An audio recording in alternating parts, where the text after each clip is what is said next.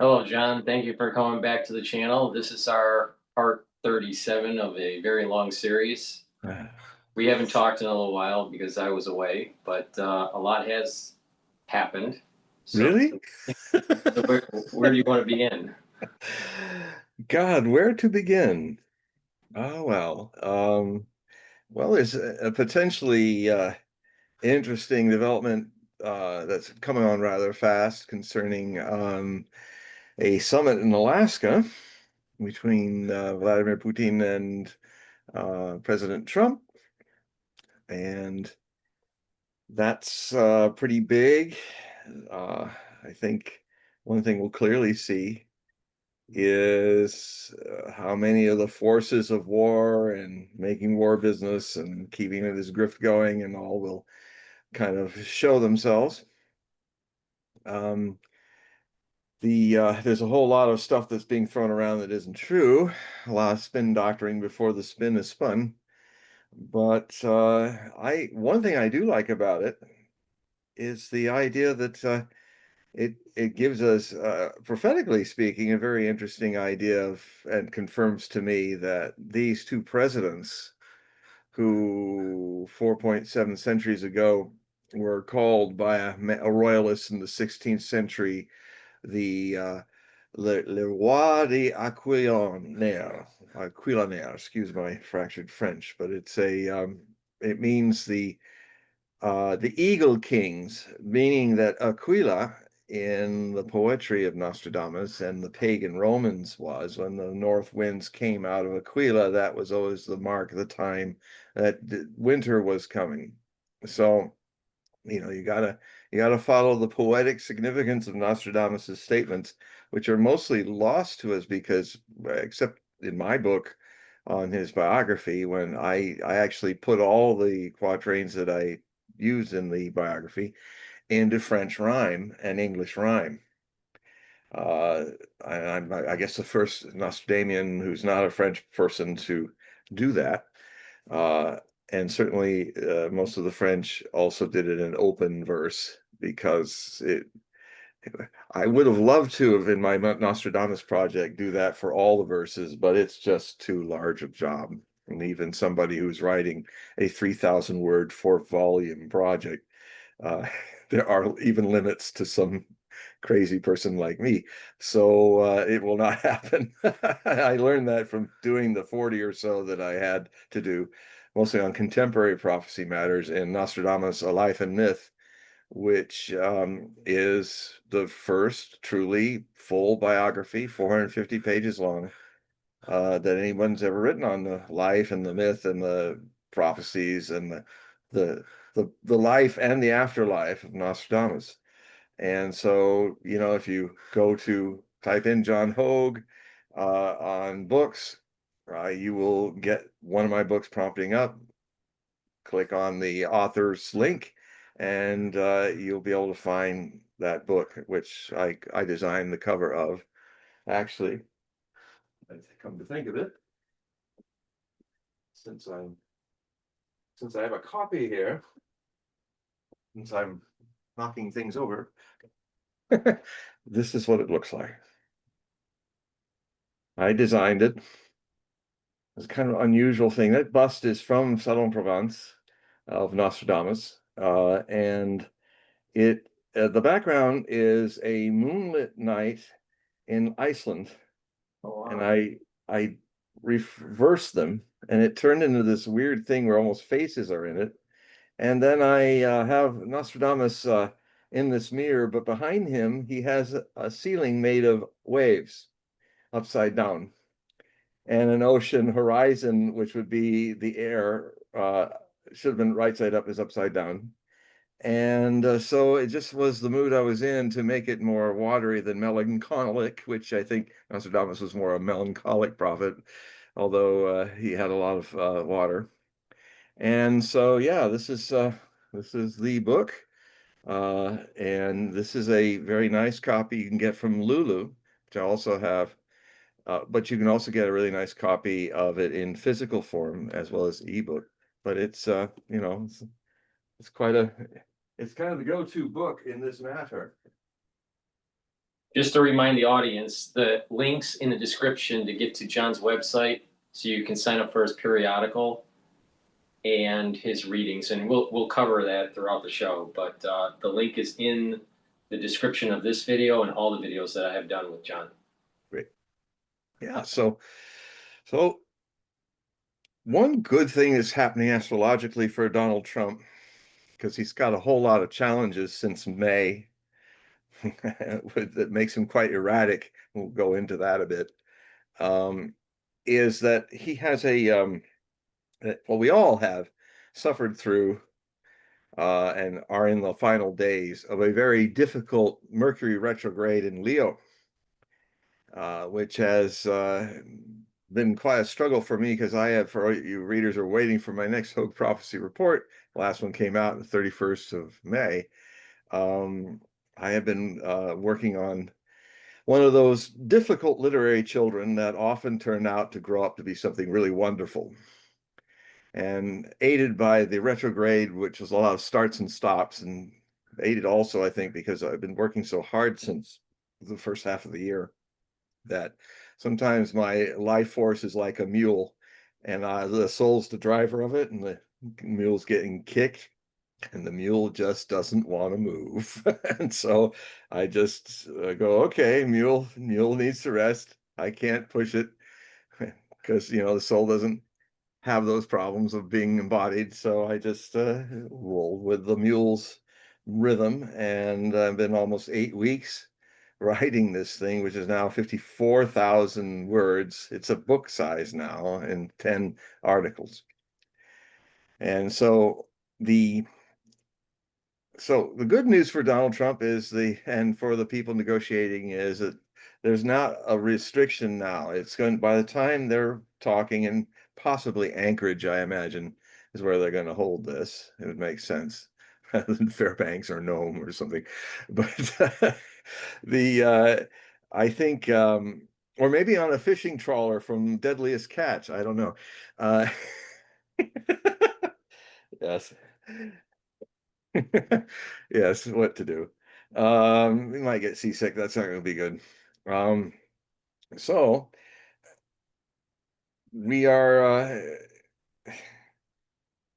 God, where to begin? I mean, I'm literally kind of going thorn, because I have been spending all day writing on all kinds of things and watching and doing stuff. And it's one of those things where there's so much to talk about that I can just kind of cascade on you. So with that in mind, that's a cue for any of you out there. While I get warmed up, start asking your questions, start typing your questions, start making a recording as you can of any of your questions, and that would be a wonderful help. Right. But I will say, go ahead. For the audience, there's XSpace link where if you want to ask the question live, you can just click the XSpaces link in the chat, and you can be live, ask the question. I'll give you the mic, just ask for the mic, or you can type it in the chat and I'll read it. Okay. Yeah, so let's talk a little bit about what Trump has been struggling with astrologically. It's been a lot for him. I'm just pulling up his chart on Astrodienst. They make the best pie chart designs that I've ever seen. Really friendly to the eye, clear to their aspectarians are really great. I highly recommend people go check them out. And let's see. I think since May, Trump has had a problem with Jupiter, and Jupiter has been flowing over his conjunction of, which really defines him, as well as the opposition that either balances or polarizes him, is his Sun and Uranus and True North are all in Gemini, all conjoined. So they magnify each other. His essence is magnified by a natural proclivity to being unpredictable and contradictory, Uranus, in and in a very intellectual sense, because it's in Gemini. And his true north is also tied to all this, which is one of his three really lucky stars, if you will. He has he has in his chart, which is good for all of us and himself, an incredible luck. Like we saw it in the way he ended up going through all that lawfare, and he finally got through those trials. He gets shot twice. The other guy missed both, but the first guy clipped his ear. And if he had turned another way in another second, we would have not had this man be president. And then we would be dealing with the disaster that would be Kamala Harris, a woman with 19 trines that is a poster girl for anyone who has a whole lot of trines, to have more balance in the chart, because too much of a good thing, like just good luck, everything comes easy to. She had that. I've never seen 19 trines in a person's chart before. And unfortunately, not enough squares to challenge her, not enough squares to get her attention, say, hey, look, you've got to look deeper. You got to respect, which means to look again what's going on and learn something here. And the other thing she had is all these people that were very powerful men that she was able to kind of get taken right up to one step to the presidency, but she was absolutely not qualified to be a president. Not had not earned it. And it's not her fault. It was like the trines just pushed her to the top. It's like the how to succeed in business without trying. That's kind of the trying dilemma. So Trump doesn't have that. Um, Trump has a lot of luck though, because he has some very powerful stuff that gets in the way. And one of the things he's had to suffer since May is this whole Jupiter's expansion or contraction planet. This Jupiter is your higher philosophy, your higher mind, your higher dreams.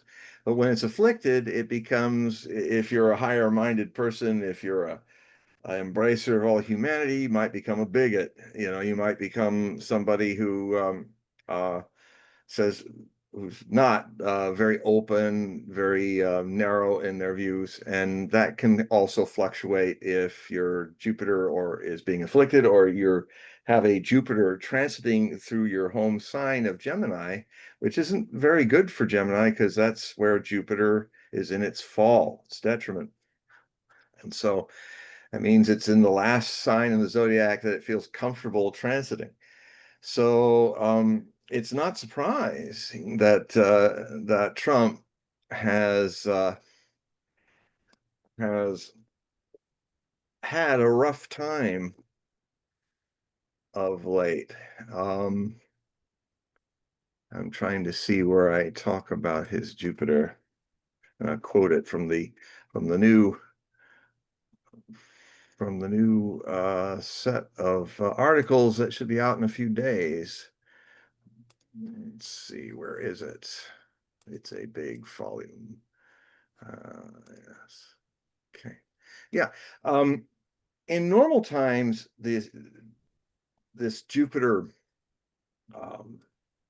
this issue, just without Jupiter transiting over it and adding its fallingness to it, is to have this conjunction oppose your moon in Sagittarius, like it is in Trump.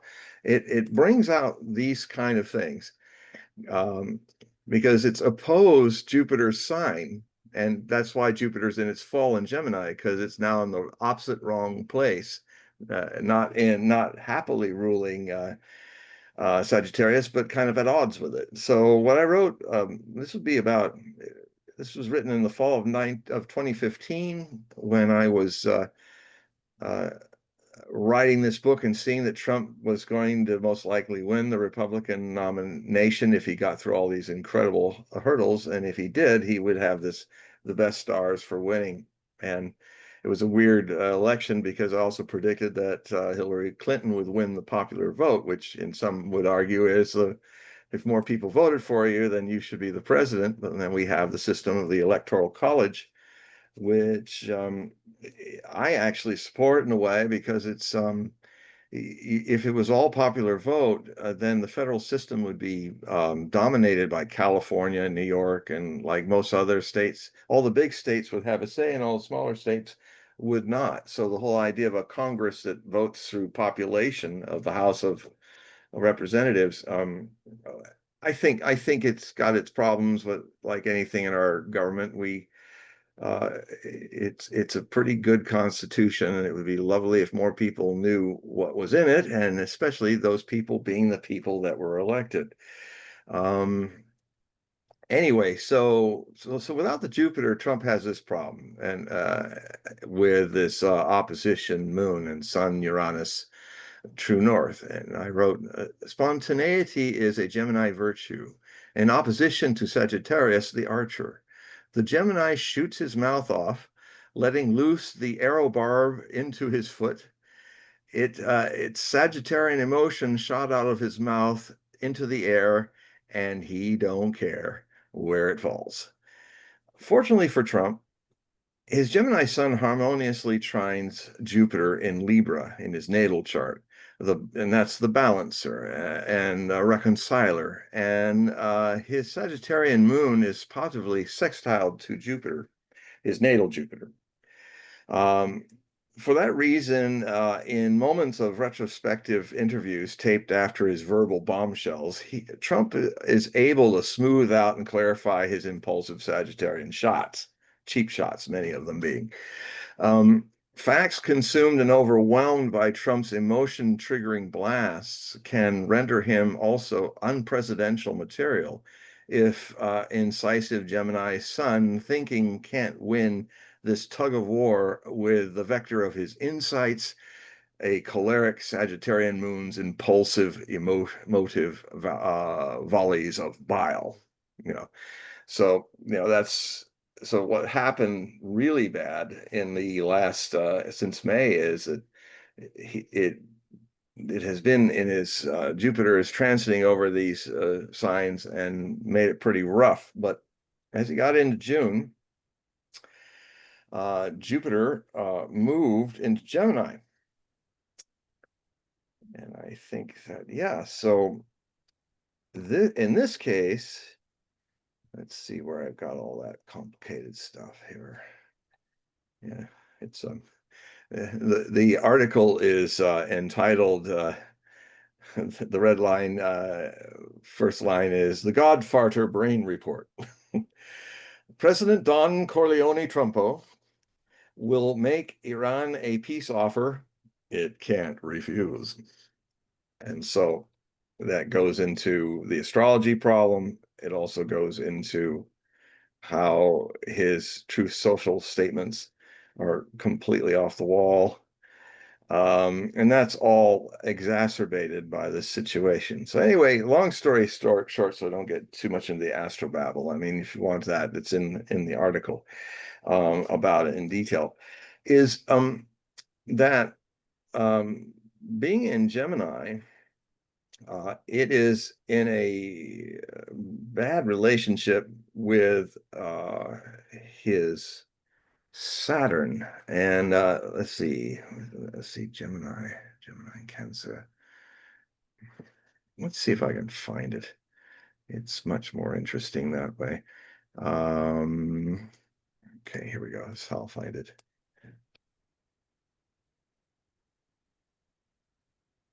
For the ones that are listening, please type in your question in the chat or join X Spaces and you can ask for the mic.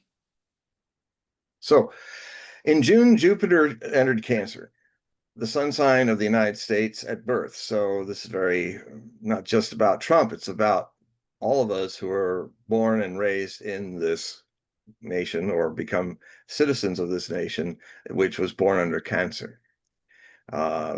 And so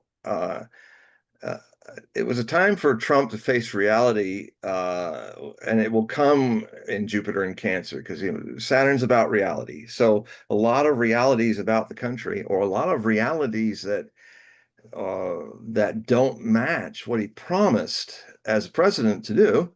Well, all of those really came in spades in this time of June and into July. It really came into spades. And you notice the MAGA people started to go 80% against what he was doing. A lot of the people that enabled him in the media to get where he is, Joe Rogan, Tucker Carlson, he was starting to use that potty mouth against them. That trash talking against them. Oh, well, Tucker doesn't have a TV show. He's a kooky Tucker. And even in a more deadly way, it had him on Truth Social basically sending out a message on the day, the 60-day deadline for the Iranians to just put up or shut up in negotiation. He made it very clear, and at least that Trump was writing. I don't know which Trump wrote another 24 hours later, but in that Trump, on the 12th of June, he was basically giving every indication that, hey, he didn't talk about the deadline, which was happening on the 12th, but he was putting out to the Iranian team that was coming that, if I feel good, we're getting close to a deal. It was a lot of signs that nothing, that he was in gung-ho to go forward with this. And so they were packing up and getting ready to go and be there in Istanbul and resume talks with Mr. Witkoff, Trump's go-to guy for that. And the following day, that is, and they never got to the airport. They were all murdered in their beds by U.S. and Israeli directed drones in this huge surprise attack that happened on Friday the 13th of this year of 2025. This decapitation attempt to try to take out the Iranian leadership, its generals, its council of Ayatollahs, and in the midst of all that, they took out all of the people that were going to talk to Witkoff were murdered by, like many of the other people that were killed. They were killed by drones that were secretly put into Iran in a similar way that drones at the end of May had been surreptitiously brought in through trucks and released in the in an attempt to raid 5 Russian strategic bomber bases, even in Siberia, all across the 12 zones of Russia. And only 2, the drones successfully flew out. And rather than destroying 30% of the strategic bomb wing of the nuclear triad, the Ukrainians, who, by the way, had a lot of help from the Israeli computer whacks, the computer people, had a lot of help in creating that system. Ukraine and Israel's Mossad and their technologies have been very closely aligned. And I don't think it's a coincidence that there's a lot of similarities between the strike on the 31st on the strategic bombers of Russia and the strike on Friday the 13th, not that much longer later. And the other thing too about that drone bombing, you probably don't hear this in the mainstream news that much, but they almost killed Putin. They almost killed the Russian president. He was coming into Kursk on his presidential helicopter, and they had the maneuver out of the way. A whole swarm of suicide drones were coming right at him. They knew he was coming in. They were going to try to kill the president of Russia. And, not long after that, 13 or so days later, they tried to kill the same technologies that were used in Ukraine were used by Israel and its spies inside Iran to attempt assassination of the Ayatollah, the Supreme Ayatollah, many of his generals, all of that, and even the democratically elected prime minister or president, that is, Peshkashchian, I think is his name. He was wounded. And they were having a meeting. The cabinet was meeting, and that's when these drones started coming in, and the missiles started coming in from Israel, fired off over Iranian airspace. And a lot of these drones actually went out and took out a lot of the anti-aircraft missile systems in the central hub of the Iranian missile defense system, and that allowed a lot of the missiles to get through. Unlike the last time they shot missiles where the system was up back in October of last year, this time a lot of the missiles got through. So it was a Pearl Harbor event, and I know from my contacts in Iran that what they did was if they had two generals, see, the IAEA was supposed to keep this information confidential and not give it to any other nations because they need to know stuff is there. But there were people in the IAEA, the International Atomic Energy Administration, who were giving over all those intimate details to Mossad and CIA.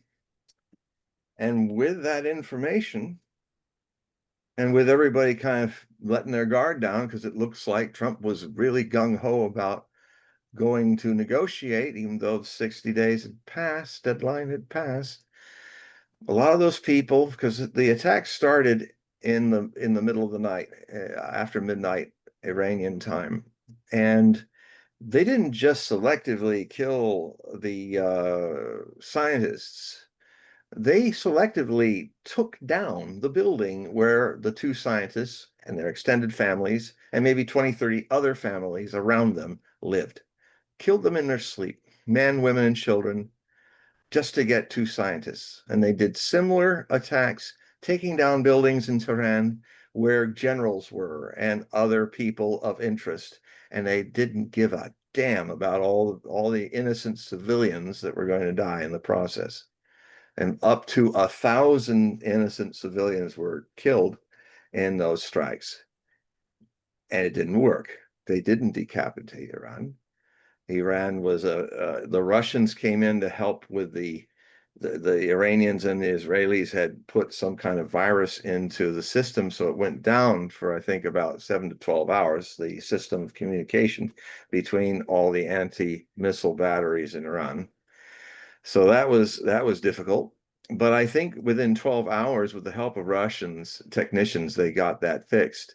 And then Iran started replying with the steadiest direct attack of missiles that I've ever seen them throw before. And I tell you, I've got the evidence, the pictures and all. I've got the devastation that happened. I even have pictures where in this new set of articles where I say, guess where this is? It looks like Gaza, doesn't it? The way the Israelis have literally dropped the nuclear tonnage of 3 Hiroshima bombs and leveled an urban sprawl, one of the greatest and tightest, most populated in the world, the size of metropolitan London. And now the Israeli government didn't want a lot of the people that were dropping food from other countries to fly over the strip, but they had to fly over the Gaza Strip. And a lot of reporters and people in the mainstream press got to see the cratered lunar landscape that I have been watching for 22 months, where everything is utterly destroyed. I mean, you haven't seen this kind of destruction since the Warsaw Ghetto was leveled by the Gestapo and the SS. It looked just like the Warsaw Ghetto. I mean, so in a way, Trump was having a lot of truth thrust at him and a lot of the things that he was saying, because then he went the next day after the attack when he got on Truth Social. I mean, he sounded like a gangster thug. He's saying, well, we told you that the deadline's coming. He never mentioned the deadline in his previous message. We told you it was coming, and you just didn't come through. So, it's all your fault this happened. And all those people now are dead, talking about the leaders. No, they aren't. Actually, most of them survived. Only a third. He only managed to hit, as a mafia boss, a third of the people who he made an offer they couldn't refuse, and he, threw the horse in the bed. Uh, but with not the nobility even of a thief, of a Don Corleone. So it was disgusting. But this is the kind of stuff that comes out in this kind of issue when your Saturn is in Cancer. The transiting Saturn is in Cancer, transiting over your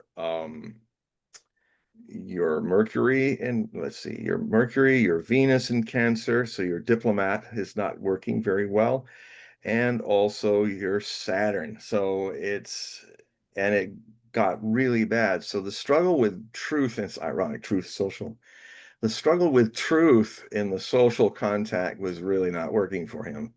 And the other thing too is that a lot of people started to see, and I think this is happening, I'm sorry to say, that we're seeing him aging very fast in this Trump 2.0. And he's actually in his 80th year now in a highly stressful job. And listen, watching my own father in this situation, who was a very powerful man, he could take a lot of stress. But when he got older, he kind of fell apart in like 3 years. It's just almost like the strength of his stamina, of his powerful Taurian body, was just, he could hold it, he could hold it, he could hold it, and then it went. So it was a real message to my brother and I, who also have a lot of stamina like that. You got to watch it. It can just go fast. So I'm looking at Trump. So I talk a lot in these reports, these new reports, about the situation of Alzheimer's and dementia that is in the Trump family. And and I understand it as somebody, my some of my relatives have that too. I won't mention which side of the family, but so it's an issue, uh, and so it was a really tough time. I think this easing off a bit, but unfortunately, this movement of Saturn, um, it's going to go, or Jupiter, I'm sorry, Jupiter in Cancer, the expansion planet being put upon his natal Saturn, the limiter planet, or better, the reality planet. I mean, Jupiter's a dreamer. Jupiter's got these high ideas, or just as a boastful person who has believes that they can do anything they like. But Saturn is always there. Saturn is a grim reaper in your chart if you cannot understand what Saturn limits. It's not you, it's your delusions, it's your ego. Saturn is about truth. And Saturn, if you embrace Saturn's lessons, if you love truth, if you want to know how you really tick and what's really going on, even if it hurts your illusions or your dreams or your expectations, Saturn limits those. Saturn is about you becoming a Buddha, you becoming completely awakened to yourself, a light unto yourself. So it gets this bad connotation of being Grim Reaper because of all the egos it's hurt throughout the years people have studied astrology. But it's not.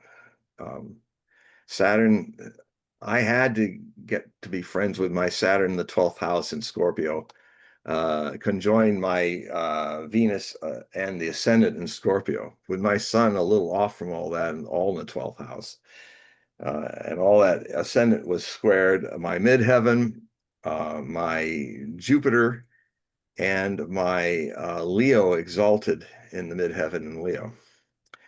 And so that I have, if you go on, because I'm enough of a celebrity, I guess, to be posted there. If you go on astro.com, you can see my chart, my birth chart.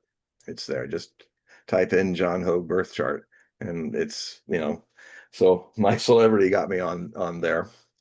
And it's an unusual chart. There's really no trines in it. So I have the opposite that poor Kamala has. I have no trines.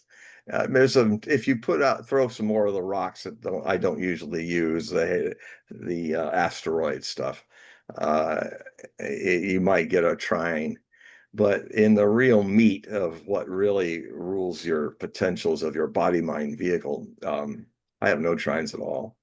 So I had to make friends with my squares, my oppositions, and learn that they can be really good friends if you're coming here to grow. If you're coming here to grow, they're beautiful. And I came here to do a lot of growing, it seems, from my chart. So We do has have. anybody showed up? Yeah, we have a couple questions here. One Good. is, what's your opinion about the economy? That they're making a statement where the economy seems to be doing well in the media, but anecdotally, there's a lot of people that are saying that the economy, especially for their household, is not doing so well. So, do you think that the economy in the United States is going to falter in this year or into 2026? Well, it faltered in 2008 and ever since has been misnamed the Great Recession, just like 1929 to 1931, 32.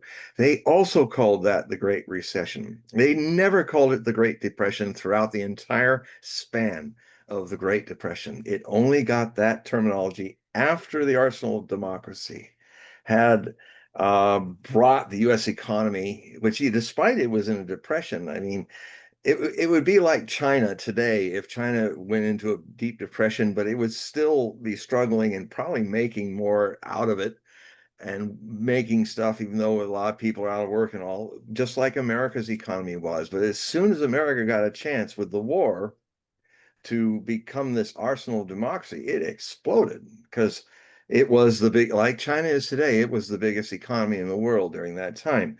But um, what I see is I have in 2008, that's when this Great Depression started. And there's been a lot of kabuki and a lot of stuff to kind of put as much lipstick on that pig as they can. And there's also been a lot of attempts to, rather than bring in the deficit spending, to actually deficit spend even more. That's why we're now at 37 trillion in the public debt. How can $37 trillion be a good economy? Now, it could be a cancer-ridden economy that's strong, has a lot of strength and potentials, like my father, I can do anything, and then it all went down. And that's what's going to happen with this one. And it could happen as soon as September, October, um, or we'll keep kicking it down the road, and then we reach a situation. Well, and the other thing that's doing it too is what we've done as our American leaders have done and economic leaders have done is to make the US dollar so toxic that people that love it, Indians, Chinese, everybody, they love the US dollar. But we have made it so weaponized that the whole world's turning from it. And that means this whole idea of we unloading our deficit, our bills onto other nations for our dollar, if nobody's using it anymore, you got to pay it all up, baby. And go ahead. We do have someone that's on the microphone. Maybe they Ah, want to ask their question live here. Bari, if you want to unmic, if you want to turn on your mic and you can ask your question. Hi. Okay. Hi everyone. John here. hi, Barry. Uh, it's so nice. First, it's so nice to talk to you because it's like it's bringing some sanity. It's such an insane word to see Trump, and you're bringing some sanity. Everything you were saying about Iran. And so, one question is, you are predicting that he's going to go back and start this war. Excuse me, can you turn up Paul? Can you turn up the volume? It's hard to hear him. Yeah, go ahead. Go ahead, Barry. Okay. So first, it's just so nice to talk because you're bringing some sanity here. It's like it's such an insane word, and you're bringing some sanity. Thank you. And so the question is, you're predicting that he's going to go back to war against Iran, but there are not many signs. There are just one sign where he sometimes he talks that he would go back. And the other question is, what other kind of deal do you think that Putin and Trump are going to make in Alaska? Do you think there will be territorial concessions? Well, I'll do the second one first. I think this is the start of a process. If it doesn't blow up, if you know, if the next day after Trump is all lovey-dovey about it all, and then suddenly he's somebody else, and that is all against it, or you know, unfortunately, Trump has a pattern that he usually in these negotiations, oh, it's really great, everything's fine, and then he goes back home and he has certain trolls in his cabinet, neocons, and he even plays with one, Lindsey Graham, plays golf with him, and then he eventually goes back to them. And so that is a high potential, especially with this astrology that's going on with him, with his Cancer Saturn being transited back and forth all the way in retrograde direct motion. This will go through, he's going to go through this problem through January. I mean, his outer planets are slow. So he's, if ever between now and January, if ever he were to do something or act in a way that would end his presidency, this is the window for it. And at the same time, it's also time where we're having very important things coming up, and the angels of his spirit on this shoulder say, yeah, go, let's not just make this process that we're having with the Russians just about Ukraine, but let us make it a restoration of two superpower relationships that, well, let us reestablish, as the Russians were talking about, and Trump seemed to be amenable to it, of taking all the damage that Obama and Biden did to literally destroy the diplomatic missions that Russia had in America. And therefore, similarly, the Russians responded by telling everybody to go home too. And for 3.5 years or more, that we had Biden, also an Alzheimer's victim, not talking, and none of his people talking to the Russians. To the point is, as Scott Ritter said about his contacts with the American Russian ambassador, he just went home. There was nothing for him to do there. Nobody was talking, and he's in Washington. We came so close in October through January. That's when the Ukrainian missile crisis that I've been predicting and warning happened. And the only thing that stopped it was Biden shuffling off on Inauguration Day, on the 20th of January.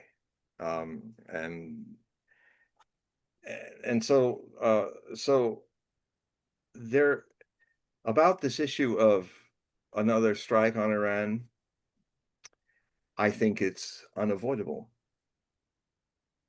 I think it is coming, and I'm praying that it does not come. Well, I have my ephemeris out here. I'm hoping that it's not going to come where it would be the worst for Israel and America and the world to do it. This would be after Yom Kippur, and a day after the time that might happen. The influence will happen during Sukkot, in the Holy Week. The influences of this transit of Mars in Scorpio. That's a very secretive, warring, like surprise attacking kind of thing. Mars in Scorpio, and it begins to, on the, let's see, around the 7th and 8th. No, let's see. No, on the 9th, 10th, and 11th of Sukkot, towards the end of the Holy Week, is when it begins to exactly square the Israeli birth chart of Israel's Pluto, which I think is in Leo. Let me pull that chart. I have that up too. So, surprise attack by the United States or Israel or by Iran? No, Iran's not. It's the only people that are doing that kind of stuff. The only people trying to play the Japanese at Pearl Harbor have been the United States and Israel. Now, Israel, the Zionist leadership of Israel has done it, unfortunately. So you're thinking like a false flag kind of event? It could be a false flag. It could be a assassination. It could be. Remember, this is the new way of war now. It kind of reminds me a bit of how they used to do war when Nostradamus was trying to warn people in France about the wars of religion that were about to come. And if you study the wars of religion, it was more of the loss of life happened between one set of nobles assassinating the other set. Very famous, notorious assassinations, and I think there's something repeating itself here. That's why I'm very concerned about Putin going to Alaska. I'm very concerned. It's always kind of hovering around there, and it almost happened last year. The idea of taking him down by air. And if that happens, what makes you think the United States president might have Air Force One also taken down by air?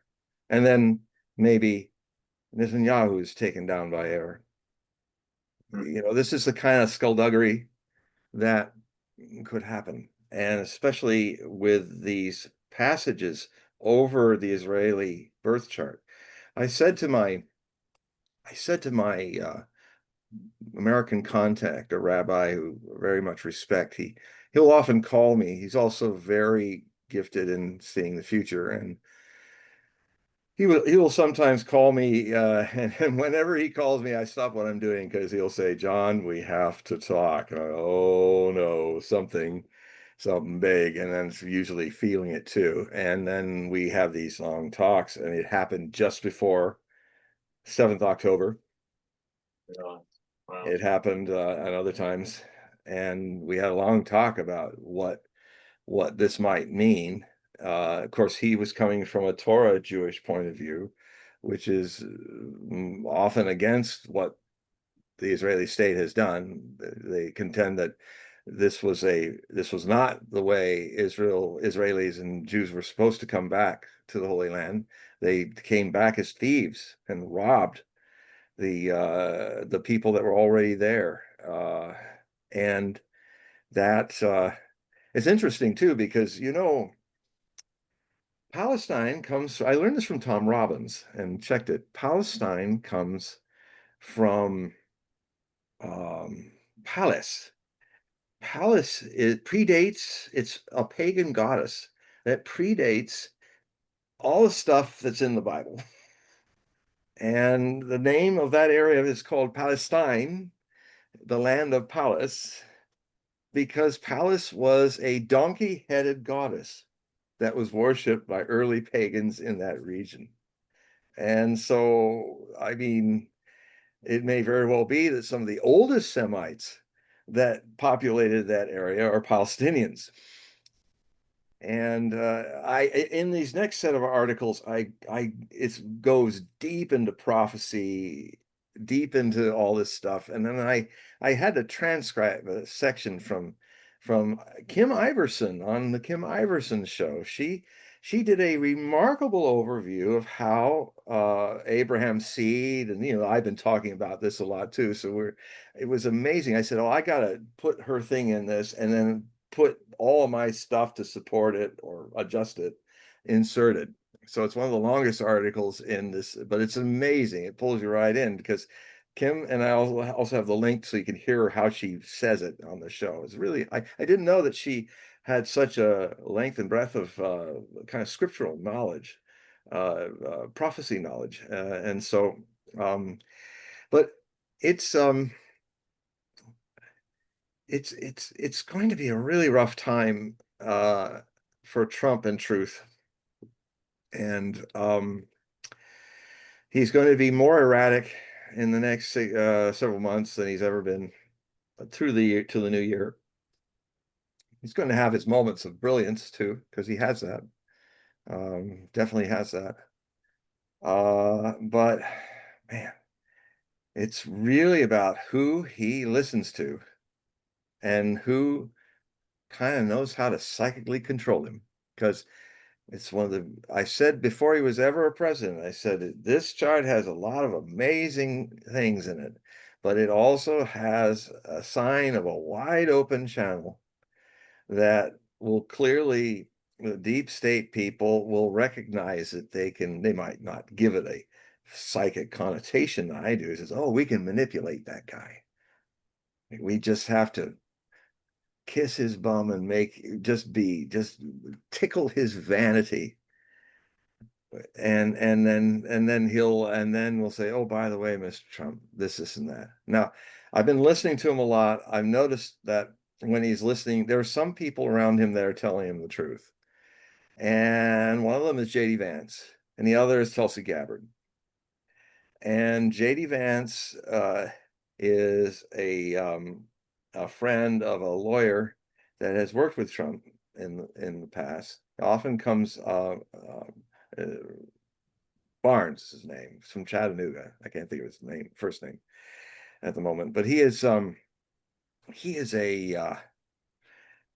amazing man. He comes on the Duran with Alexander Mercouris and Alex Christoforou. Hey, you guys, if you've never seen these people, watch them. They are among the best people, logical, reasonable, knowledgeable.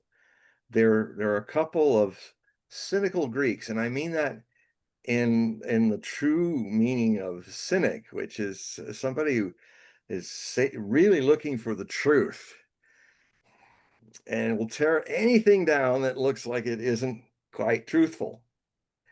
It's not a lot of people make the mistake of thinking a cynic is a nihilist.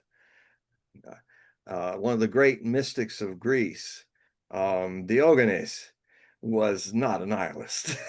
He was a true cynic in the true Greek tradition. And Alexander Mercouris, who's actually I think he's the grandson of Melina Mercouri, who was a great Greek actress who also became a very important, influential politician in Greek work. And you can see the resemblance. And he used to, when he was younger, he used to write her speeches for her. And probably everybody knows her from the song in the movie where she sings, never on a Sunday or Monday or Tuesday, da da da dee, da da. She has a kind of mannish voice, so I can get away with it. Da dee da dee da, da dee da dee da. It's a very famous Greek movie. Made her a star in the 60s, early 60s. So back to this question of Barry. I think we're in for some quite whirlwind times, with some hopeful things starting and a whole lot of darkness that wants to crush it. Because I think also I was watching today, one of my sources who's in Thailand, is an American, is Brian Berletic, also somebody to check out. I mean, I try in my work to be a gate opener to my readers and to my listeners and watchers of the real news world out there. And some of it's coming into Trump. I can see it through Robert Barnes, it's coming, because J.D. Vance takes it, and it's going to Trump's son, Don Jr., who is kind of his ersatz or special political advisor.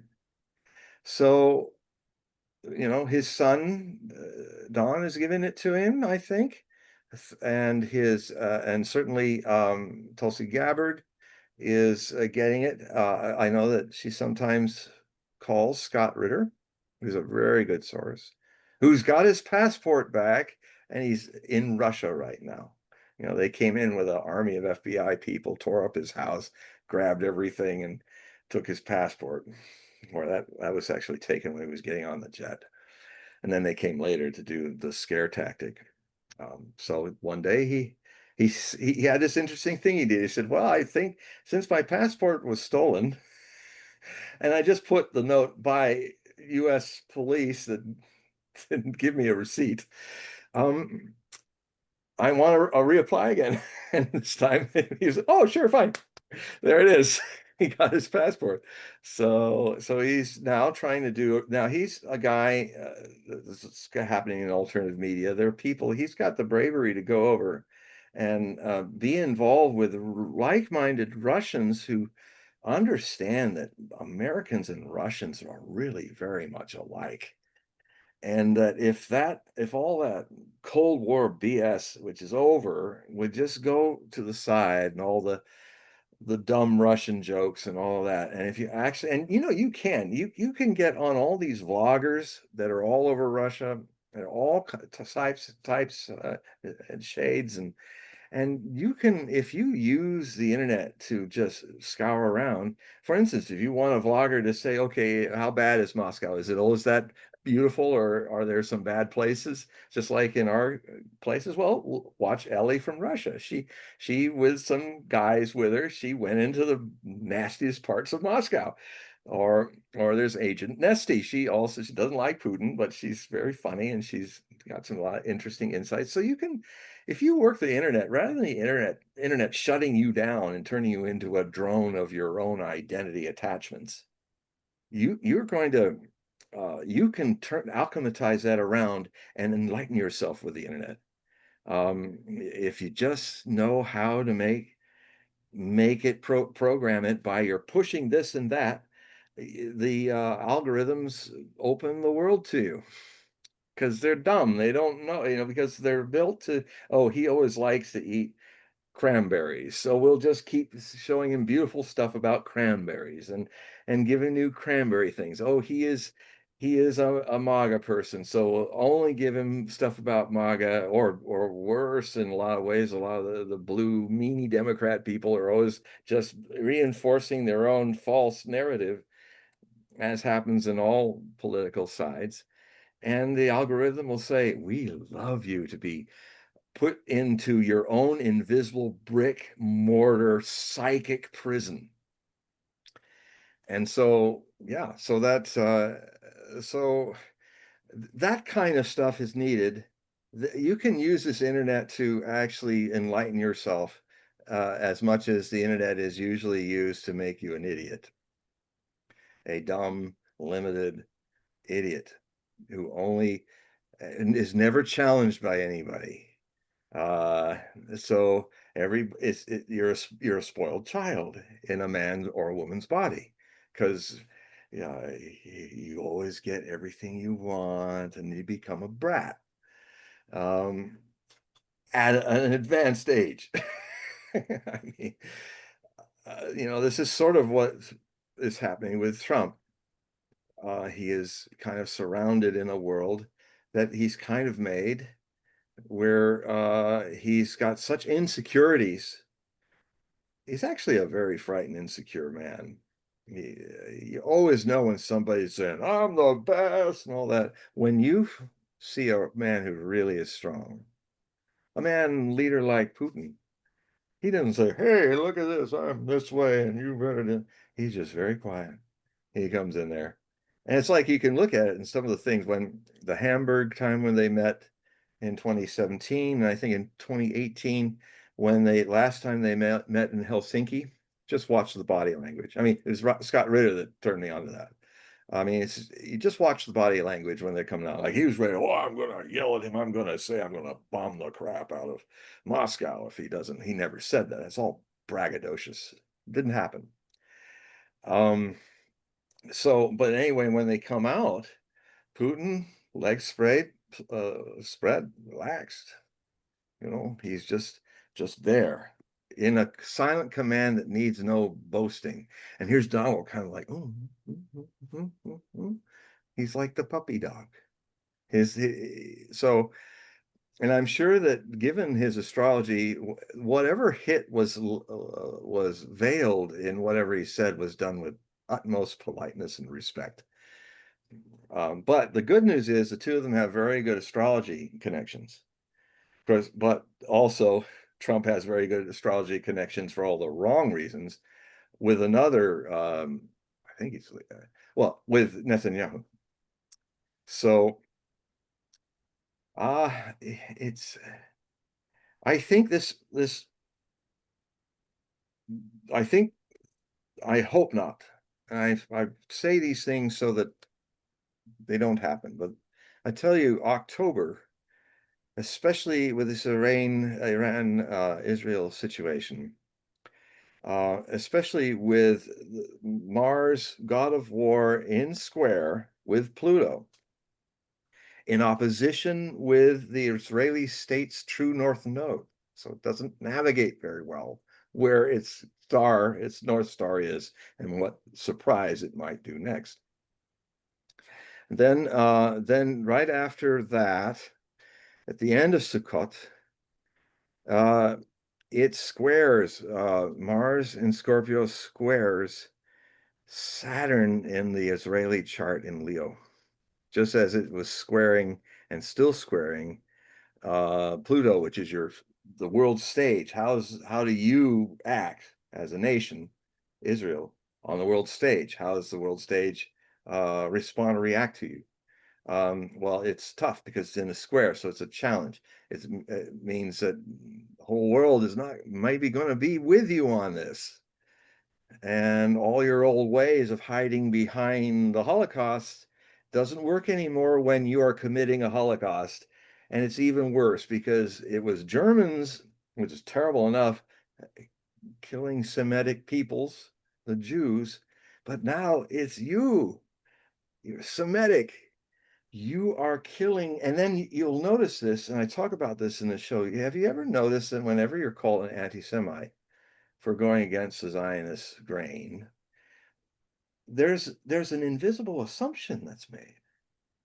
And especially now, because every day, I mean, the things I predicted a year ago are happening. You know, the systematic starvation, I said that will be the ultimate weapon that they would commit on the Palestinians, and they're doing it. And I tell you, it's not 50,000, 60,000. Put another zero on, a couple zeros on that. There are already 600,000 dead people. The 2.3 million people have been reduced now to 1.7, 1.6 million. Now, I'm saying this this is future fact, folks. I'm saying this, but remember it, because unfortunately, time catches up with the future, and this stuff is happening. But we'll see. The judgment will be in actions and events, but I put that out there for you all. I actually hope I'm wrong. I hope I'm wrong about most of these things. I hate being right about these things. But evil is predictable. It kind of goes where it wants to go. Genius and love is spontaneous, so it's very hard to predict it. Stupidity is the fuel, the engine, and the fuel of successful prophecy, unfortunately. If you watch how people are predictable when they are unconscious, when they're not centered in their divine spark, it is very easy to see where they're going to go with it, sadly to say. But if this world becomes a world of more enlightenment, the future will be much harder to predict, because people are living in the eternity of the present, where they're able to respond, not responsible, but able to respond, response able. And that I hope, when I look into the future and see how dated prophecies dwindle in the 21st century and then seem to disappear after 3797 AD is the only dated. And there's also a 2025 prophecy of Cairo, the seer, the palmist. But otherwise no dates from the same control group of people that were really good at doing what's one of the hardest things to do in prophecy, and that is predict dates, not just dates in a few months, but a few thousand years. I mean, Nostradamus was one of the kings of that. He's got one of the longest out there dates waiting, and what makes it intriguing is it's about the sun suddenly expanding to devour the earth. But he talks about the revolution of Saturn and Mars continuing. So the orbit of Mars So the sun doesn't expand as a red giant out beyond much farther than at or a little beyond the Earth's orbit, because he says the Earth would be completely consumed. Isn't it interesting that a man in the 16th century has grasped the volume of matter in our little yellow dwarf star, that when it becomes a red giant, although it seems rather odd that it was 1800 years from now, or less than 1700 years. Isn't it interesting that the volume of the astrologer and the volume of the astronomers of today both see our little star as a red giant going only as far as Earth's orbit, a 93 million mile radius? That's the kind of stuff where fact and the fantastic of prophecy starts making interesting associations. Stay open. Don't rush to judge it for or against. Hover. Doubt means in Indo-European roots to hover between two possibilities. So so I think we may see a major economic crisis coming up. I am afraid that we will make the mistake of just patching it and kicking it down the road again. We're all too predictable in that regard. But I think what will happen in another year or two, by the way, all this attack that the president did on the BRICS is just made them stronger. They actually united even firmer. And they're not against the United States or the dollar. The United States and the dollar is against them. If the United States, I'd love to tell Trump this: you want to save the dollar? It's so easy that a child can understand, but a grown-up can't. Stop sanctioning people with it. If Trump one day got up and said, all the 300, 400 sanctions that are out there that we've been doing since we started sanctioning people by pressuring, using the dollar as a weapon. What if he dropped all of those? Said, US dollar's clean, folks, come back home. We're not doing that shit anymore because it's toxic. And we are sorry. We have forced you to leave our dollar. You have not left on your own choice. We forced you to leave.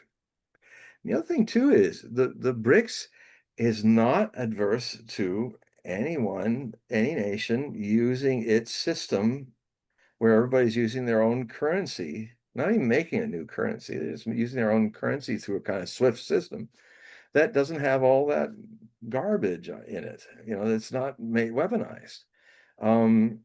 They do, though, as a group, have one thing you can't do. You can't push yourself into somebody else's sovereignty.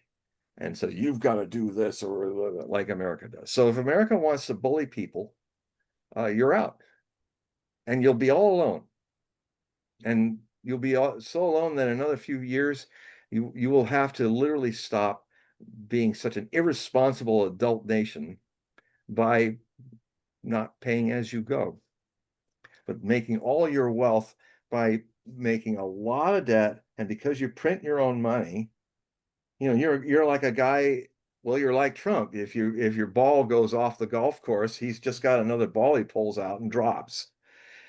That's the way all of us Americans have been using the dollar. We got a pockets load of golf balls, and so we never lose a golf ball, and we always win, even though the key of golf, as Scott Ritter kind of educated me on just recently, because he's a golfer. My dad was a golfer. I used to caddy for him.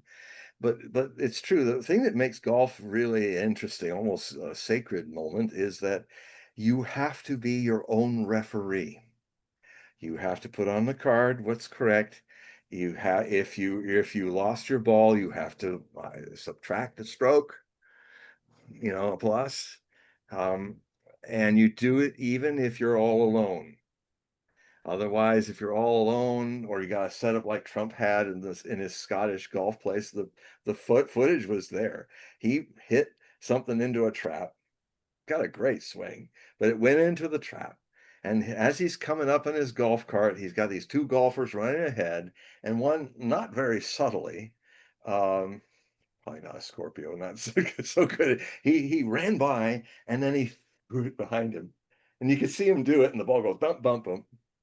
And there, Trump sees it and he stops and he goes, "Oh, there's my golf ball." And then he swings from that. And the other guy was going down away from the camera because he was trying to find the one that was in the sand. And, you know, that is I've talked about how Trump has two 8-year-olds. Well, I didn't say about the other. Now the new 8-year-olds coming out. And Trump 1.0, he had the 8-year-old innocent. He even said, "I'm an 8-year-old. I've never changed since I was 8." And that innocent 8-year-old, precocious, but he would say a lot of truth, like looking at Jeb Bush when he got skin and bones, so he could look pretty in the debates, but he was so starved of calories he couldn't even think twice, think straight. And just Trump looked him up and down and said, "You have no energy." That's how an innocent child is wise. But unfortunately, in this new struggle he's having, and maybe also with dotage getting old, he's he's um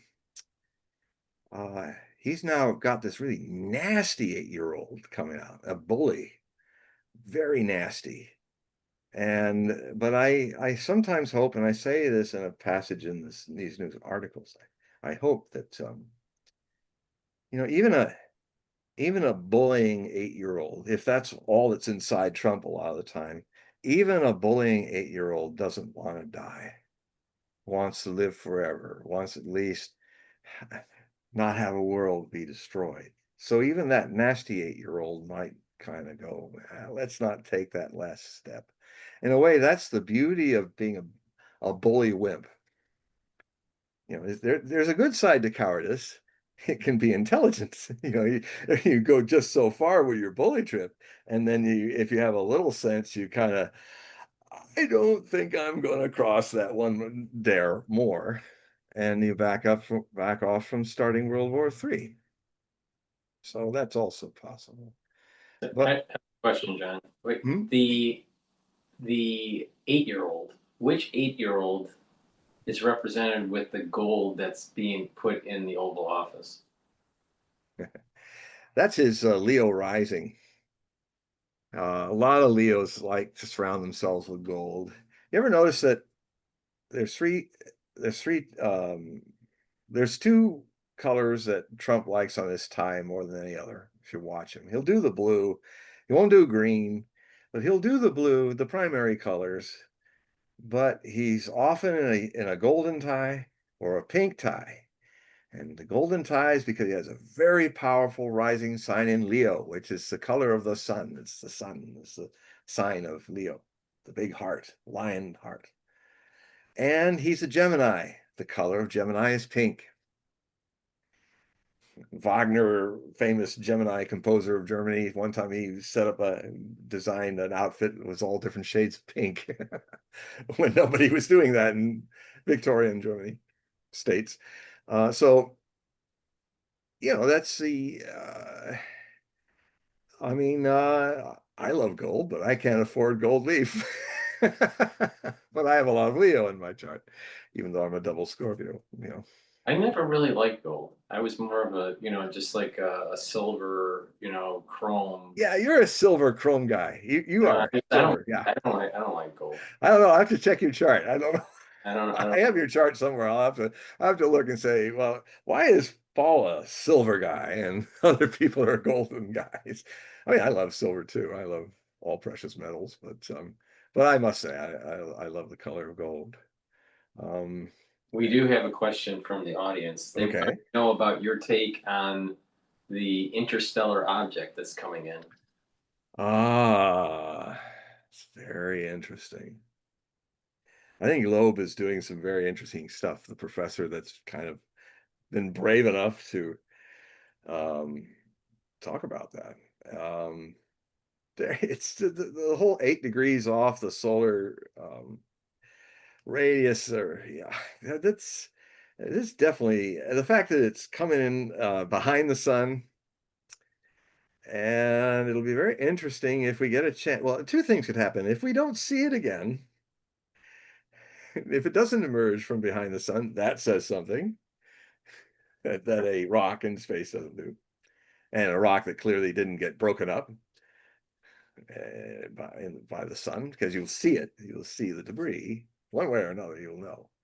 But what if it doesn't show up past there? What if it somehow, which just did some technology or something one could surmise that we don't know of? But if it's trying to play act as a comet, then it is going to come around eventually, and then we'll have to see. I used to say I get the question a lot on Coast to Coast, all the 30 years plus that I've been on it, with Art Bell first and then with George Nuri. But it always comes up, and I've often thought that the 2020s would be sometime in the 2020s we would have some situation where it's just clear to any skeptic, cynic, or blind believer that something's going on. And I think when the first one cascaded, oh mau mau, like the song, Papa ooh mau mau. Anyway, and it cascaded through. That was interesting. But this one's coming more like as if it has intent, which reminds me of a story. It's going to be a spoiler alert for anyone who hasn't read On the Beach by Neville Shute. Great book. He's English, but he wrote it when he was a citizen of Australia in 1957. It's one of the best doomsday war books ever written. And it also was made into an incredible movie with Fred Astaire playing a serious character who's really good. Actually, he was playing the character that Neville Foote would be, because he was an engineer and he loved to speed race as a hobby.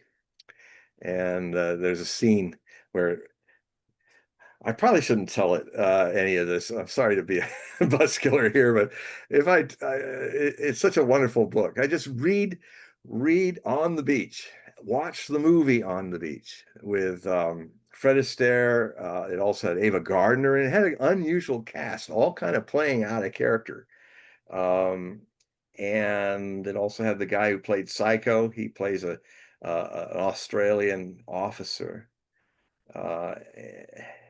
Not at all like Psycho, and it has a haunting way of the theme of the score that comes up all the time is based on the story that's one of the most loved songs in Australia, Waltzing Matilda. And it's kind of the story about there's a guy out there, and he's probably escaping from the law. He's in the outback, and they catch up with him, and he becomes a ghost in the billabong. And it's the song, Waltzing Matilda, Waltzing Matilda, you'll come a waltzing Matilda with me. And he sang as he watched, as he do the billabong, you'll come a waltzing Matilda with me. And it's a wonderful song. It's beautiful and it's kind of sad. And the way they use it as a swan song for humanity, I will say this much. This book is about if humanity is going to die, be a kind of humanity, if it cannot stop it from happening, that will die with courage and nobility. And that's all I'll hint. It's very powerful that way. And it's, I think, one of the best anti-nuclear war films ever made. Right up there with The Day After and Threads. Day After was really good. Yeah, and Threads was even they both came out around the same time. Watch Threads, because it has a nuclear winter in it. And it's actually even more shocking than Day After, which is saying something. I mean, that scene with skeletonized people is just like, my God.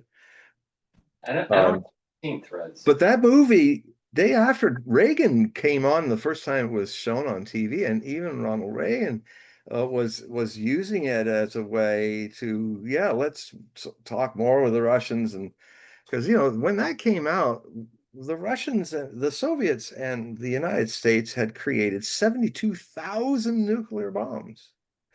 And I tell you something, if New START is left to run out of time in February of next year, Now, Trump's been kind of Gemini with it. He says, well, maybe we should, maybe we shouldn't renew it. I have a little message for him and for all of you.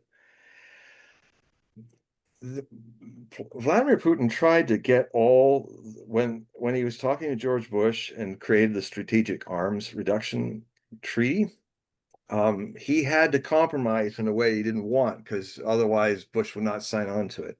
What Vladimir Putin, for the sake of humanity, all of you out there, is he said to Bush that, well, I think we shouldn't just destroy the rockets. We should also destroy the warheads, because what would happen if it ran out and people wanted to start making more rockets? He said, no, we want to store, Bush said, we want to store all of our warheads. Our way of thinking is that if we destroy the missiles so they can just sit there. But Putin was right. He was saying, well, if you don't destroy the warheads, someday you'll put rockets on them again. And guess what? New START, the addendum to it, if it goes out of being in existence, if the time runs out, it will not be renewed. On that stroke of midnight, you're all done with it. You have to start from scratch. And that took years to create. And what will happen within the next few weeks is that all the warheads that Americans and Russians have, they have room to put more MIRVs on the warhead. That means more warheads. And what we've done to reduce it is we have more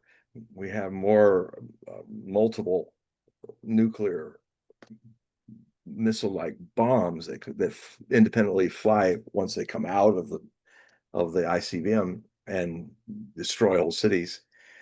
You can have what will happen just after that in February will be that where we only have 1,500 active nuclear weapons, or 1,700 for the Russians, 1,500 for us, I think.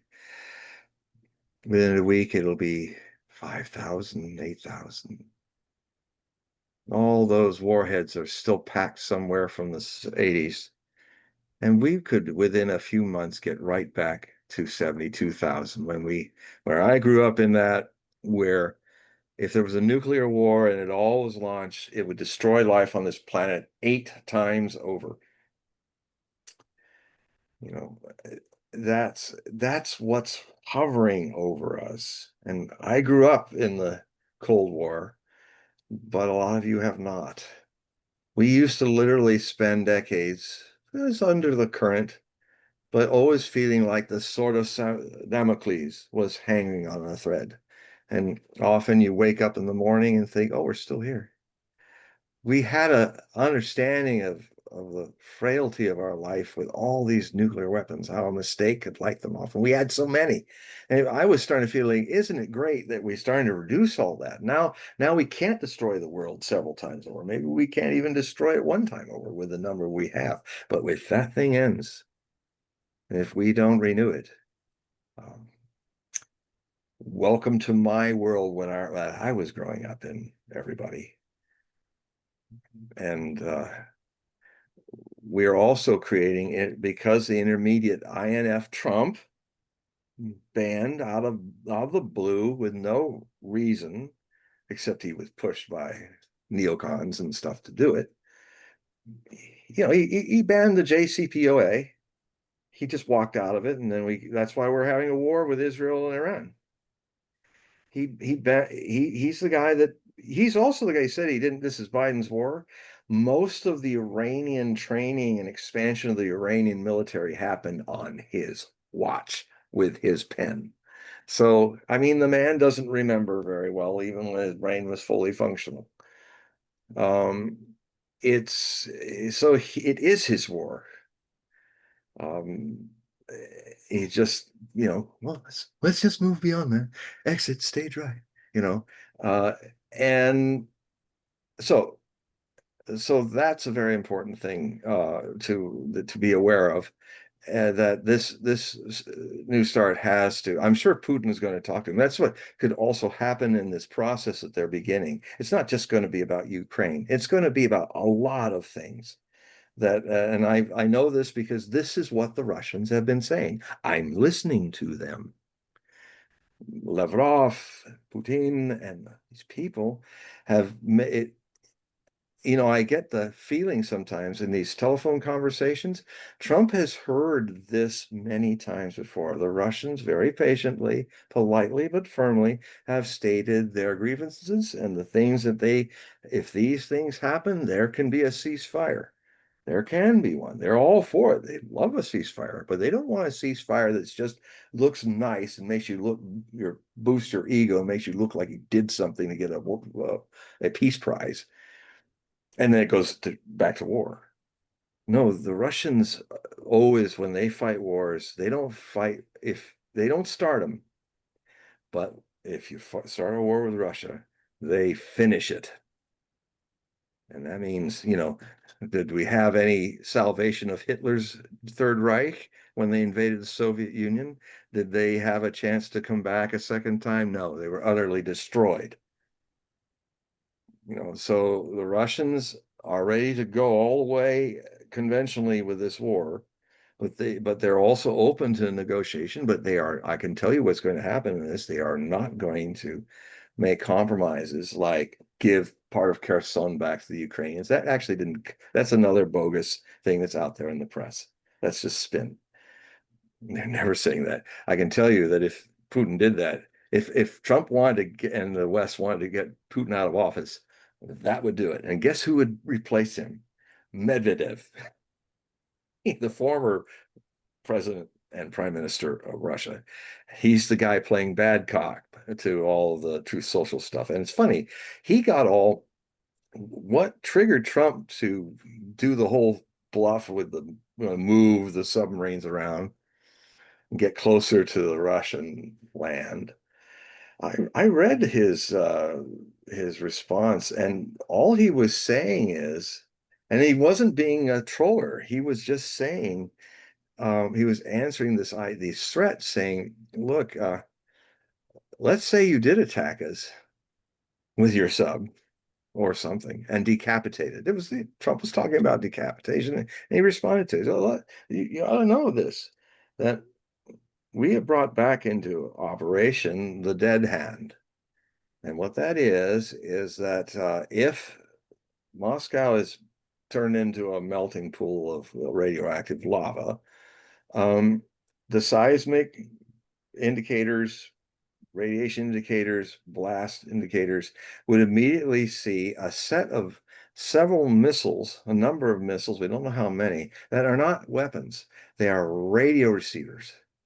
And what they would do, as soon as they're in the air, they would be broadcasting a whole new set of codes to all the submarines underwater, to all the ICBMs, to all the mobile ICBM launchers and intermediate range missiles. And basically, it would be a complete attack on the United States. So yeah, you can kill Putin and everybody in Moscow, and you're all dead in 30 minutes. Well, you fools and all the rest of us. I mean, this is grown-up time, people. This is your life, your children's life, your future, your legacy, or everything is at stake here. And, that's why.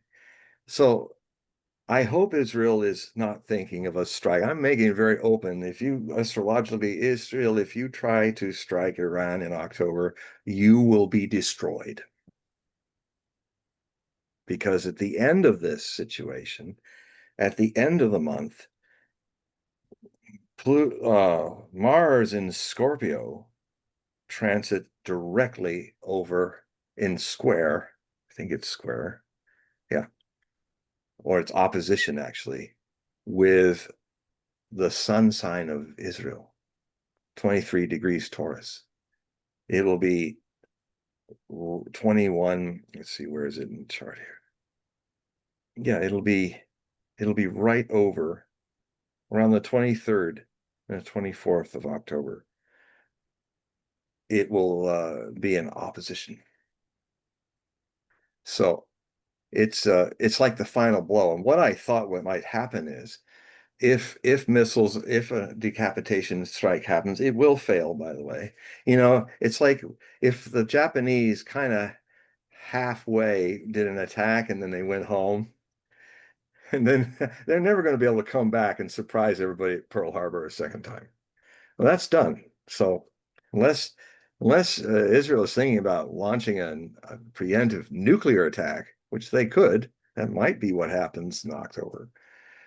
That still won't fail. That still won't succeed because most of the thousands of missiles and the missile factories are not in Iran. They're underground, scattered across hundreds of fordos, granite mountains, hundreds across an area which Iran is 3 Ukraines put together. A big country, mountainous. I've flown many times back and forth over it on my way to see my master in India for decades. And it's not going to uh, you're not going to stop there won't be a dead man's switch for that. They will be launching those missiles, and conventionally and maybe not conventionally. I mean, some of the articles that I have in this new set of articles is looking at how we should all consider now, but because of this strike on Friday the 13th, unlucky, not so much for Muslims, but more for Israelis. I do a whole article about that. That, in the West, we have all these phobias about triskaidekaphobia, the fear of 13, unlucky number. But I came across some very interesting material from an Islamic scholar who showed that the number 13 in Islam is the luckiest number. They whatever we project on numbers is our thing, but what they've at least projected is it's very good luck for them. So it took 13 years for the whole struggle of Medina to the battle that brought Mecca back to Muhammad was 13 years. The whole exile of 13 years, and there's many other 13s that come up. So one of the reasons why the Ayatollah Khomeini believes that Israel will not exist as a political state by 2040 is because the number 40 is the number of fasting, 40 days and nights of fasting for Moses, and they because Moses and Jesus are part of the Quran. They're also considered prophets of God. They just say that Muhammad's the last prophet of God. That's what they say. So Muhammad spoke a lot about Moses, and also Muhammad fasted for 40 days and 40 nights. And so, and I know, actually, Paul, I have a little segment, as you know, it's good, it's fair, where we were discussing the issue of Rosh Hashanah and the blowing of the ram horn, and how, so I went back and my dyslexic mind, I went back and checked it to make sure I had it not upside down, but in my mind. But yeah, it was that the horn was not able to be blown on a Friday, and October 7th happened, all that happened. And like you were saying that that in 2026, now that's not happening in Rosh Hashanah this year, 2025, but 2026, and I guess so people don't know, that means it's harder to get a blessing, and it's easier for the devil to do his way with you and stuff. So it's, in a way, I would respond as a Jew with saying, oh, well, then I must be more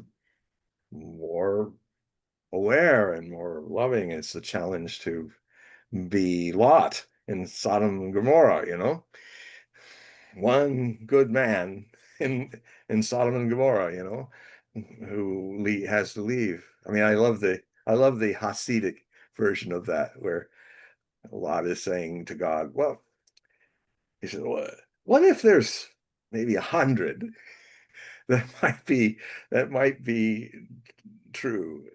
Would you save the city for the rest of the people? And he got God to go, well, yeah, okay. And he finally got down to, what if it's only 2? And that's where it got no.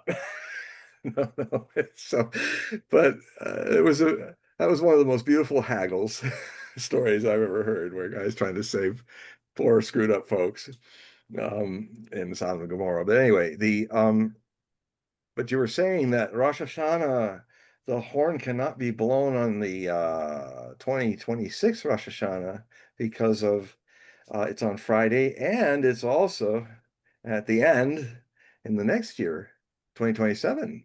It's also Friday. So I guess, I mean, my dyslexia would maybe not help me in this, but I would say that's the year from the sundown, the sunrise to the sundown of that time of period. I know that we're not talking about, this is the Jewish calendar, and so we're using the Gregorian to try to, which is not really a year in this regard, but still, the I mean, what it means to me is that 26 through 27 is going to be tough because we just had the one. Look what that one did after October 7th. Look what happened. What is happening because of just that. Now. So yeah. I'll take it one step further Okay. because the 2026 Rosh Hashanah is on September 11th. That's right. It is. So I think my personal belief on this is that this 2026 to 2027 is actually a more dangerous time period for the world than what actually It happened. is. It's the most. It's really the most in so many ways. I mean, I've been, there's a lot of things that I keep secret and they will never escape my lips. I was asked one time by George Noory, he said, "Are you telling us everything you're seeing?" I said, "No, mostly I'm not telling. If it's lurking not too far deep down, I mean, from the surface of this time, I'll never talk about it. But when I start seeing these beasts begin to come to the surface, then I have to talk about it. And I tell you, when you look at all the plans of the warmongers in the West and stuff, you look at how, we'll be ready to go after China in 2028. And you just look at that, and then you look at this with Rosh Hashanah.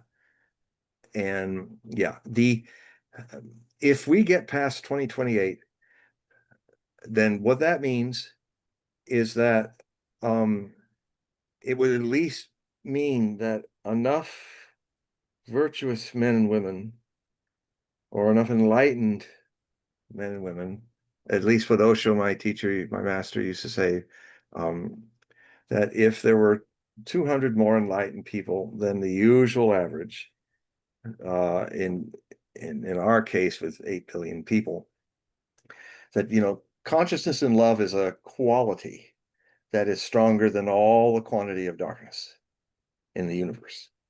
So it doesn't need a lot of converts, very few, handful, but it takes a lot to get a handful because everybody has to transform one individual at a time. And so, well, of course, in our media savvy world, you could bring that message out to millions, and a lot of those lonely individuals will be realizing, oh, that's a message for me to light my candle and anybody else, so there's, in this time of troubles, there's also a lot more access to this information, and possibly to make people aware of these things.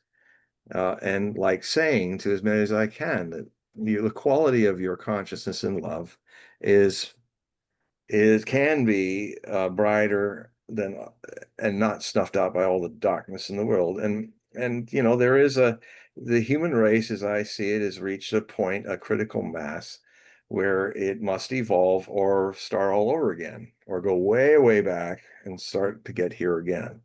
It's the classroom Earth is moving to a new school. And if you don't graduate, you don't get to go to the new school, because it's going to be higher vibratory stuff.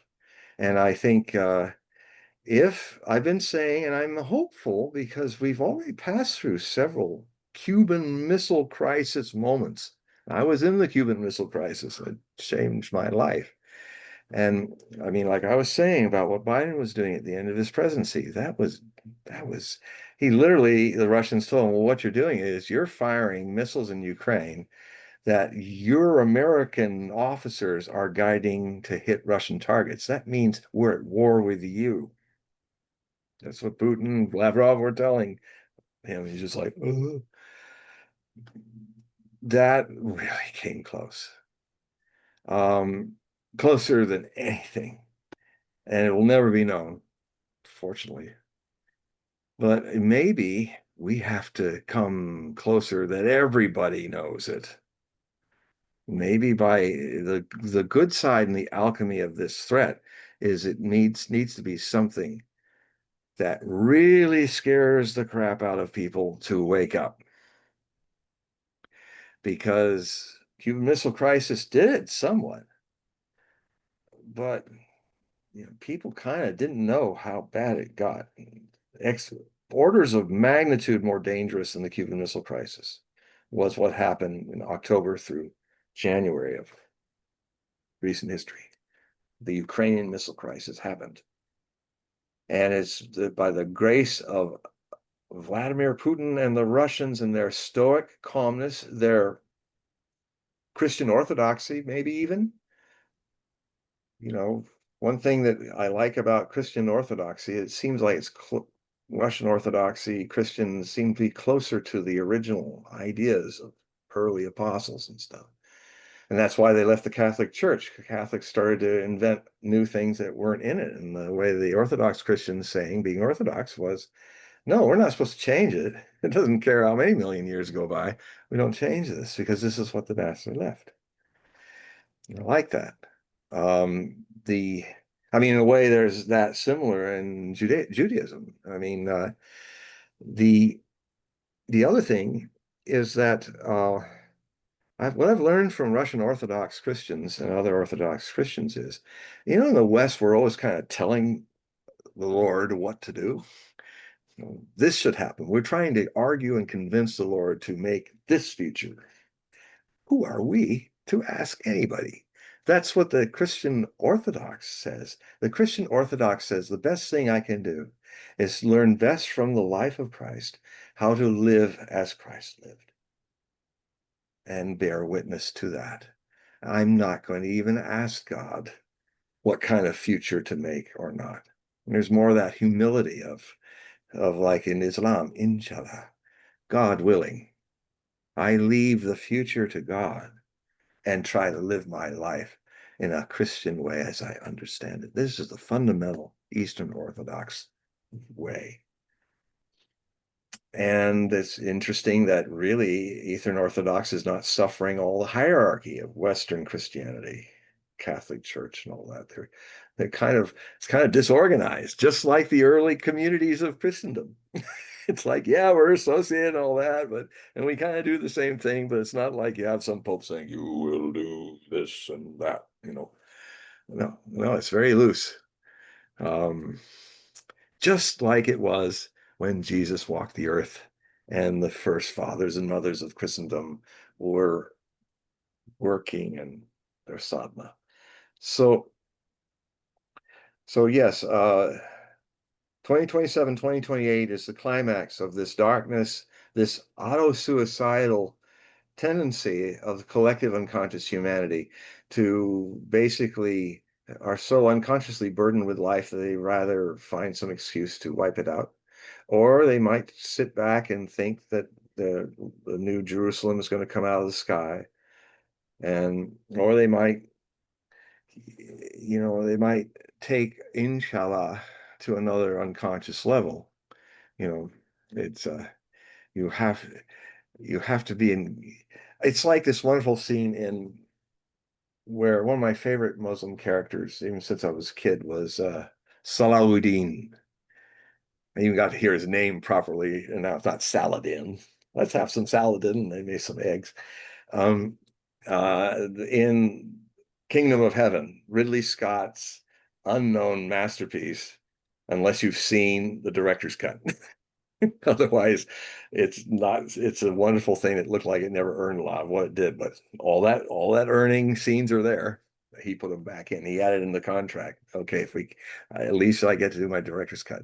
So I can have you cut the shit out of this, but you have to, give the correct director's cut. So, um, and I watched it and it's wonderful. I loved it when it was a mess, but it's really beautiful. And it's a really beautiful look at what's good and bad about Christians, but not good and bad about Islam and Christianity and Judaism and all that. It has wonderful moments. And so anyway, the Caliph was played by this great Mexican actor, but he looks absolutely like a young Caliph, the Pope of Sunni Islam, and he's saying maybe we should get a new king, to Suleiman, or to Salahuddin.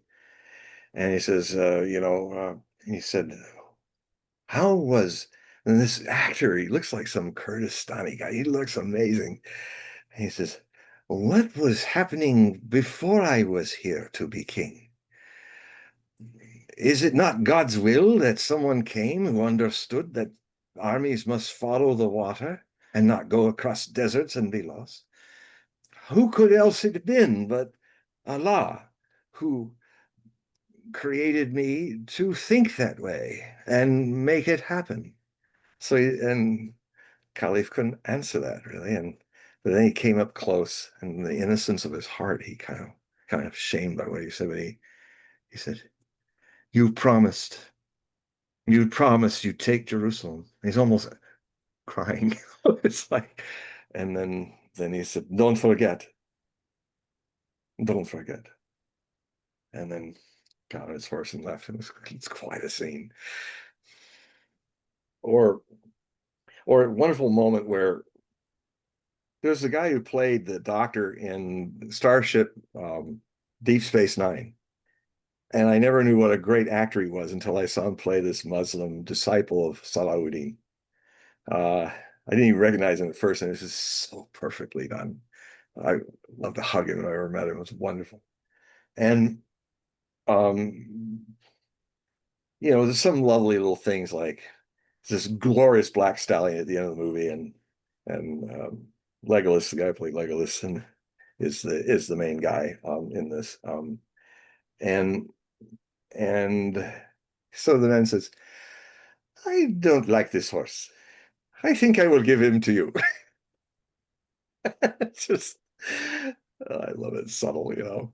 Or there's this great shot where when finally Balin who's played by the guy who plays Legolas, I can't think of his name at the moment, the elf, he's finally made no terms, and Salahuddin did what he actually did. He said, you can't have the city, but all the people in the city can leave and be protected, and they can go to Christian lands.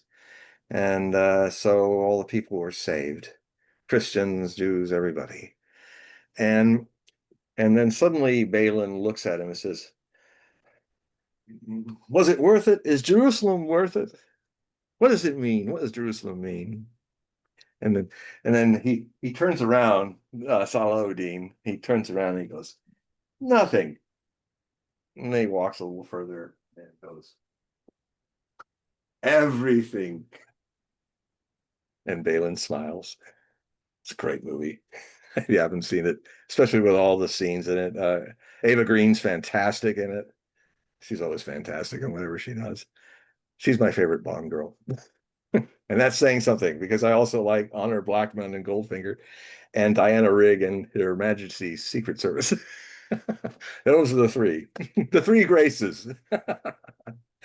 So any other questions or? No, we did have someone that wanted to ask a question with the mic, but they logged off, unfortunately. What? Oh, did they say what the question was? No, they didn't type it in. They just wanted the mic, and they were going to ask it live, but they left already. Ah. So, why don't we remind the audience on how they can support your work by going to the website? Just a reminder, in the description of this video and all the videos I do with John, you can click the links and that will take you to his website. But John, if you can describe how they can help support your work. Yes, as I've been talking a lot and showing some things in some excerpts, I am putting together a massive, epic, one of my best Hogue prophecy reports. The most difficult literary children to raise often become the best literary children. This has been tough, this one, but I'm very proud of it, and it covers a whole lot of surprising, unusual things. And the way I can keep doing this is that I need some of you to become subscribers. In the alternative media, this is how we don't have the millions of dollars of the networks and things to play with and waste. All of us that are in the free press, the alternative media, rely solely on your generosity and your ability to give in whatever way you can. And the way I've set it up is that if you go to hogueprophecy.com, HOGUEPROPHECY.com, you will see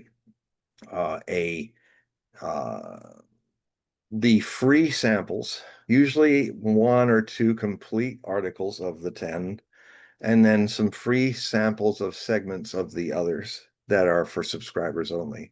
And there are links there for 2 things. The first thing is when it makes the break from the free, you will find 3 options you can take to either a one-time, just for $5 or more, just read the complete Hogue Prophecy report that's just been released.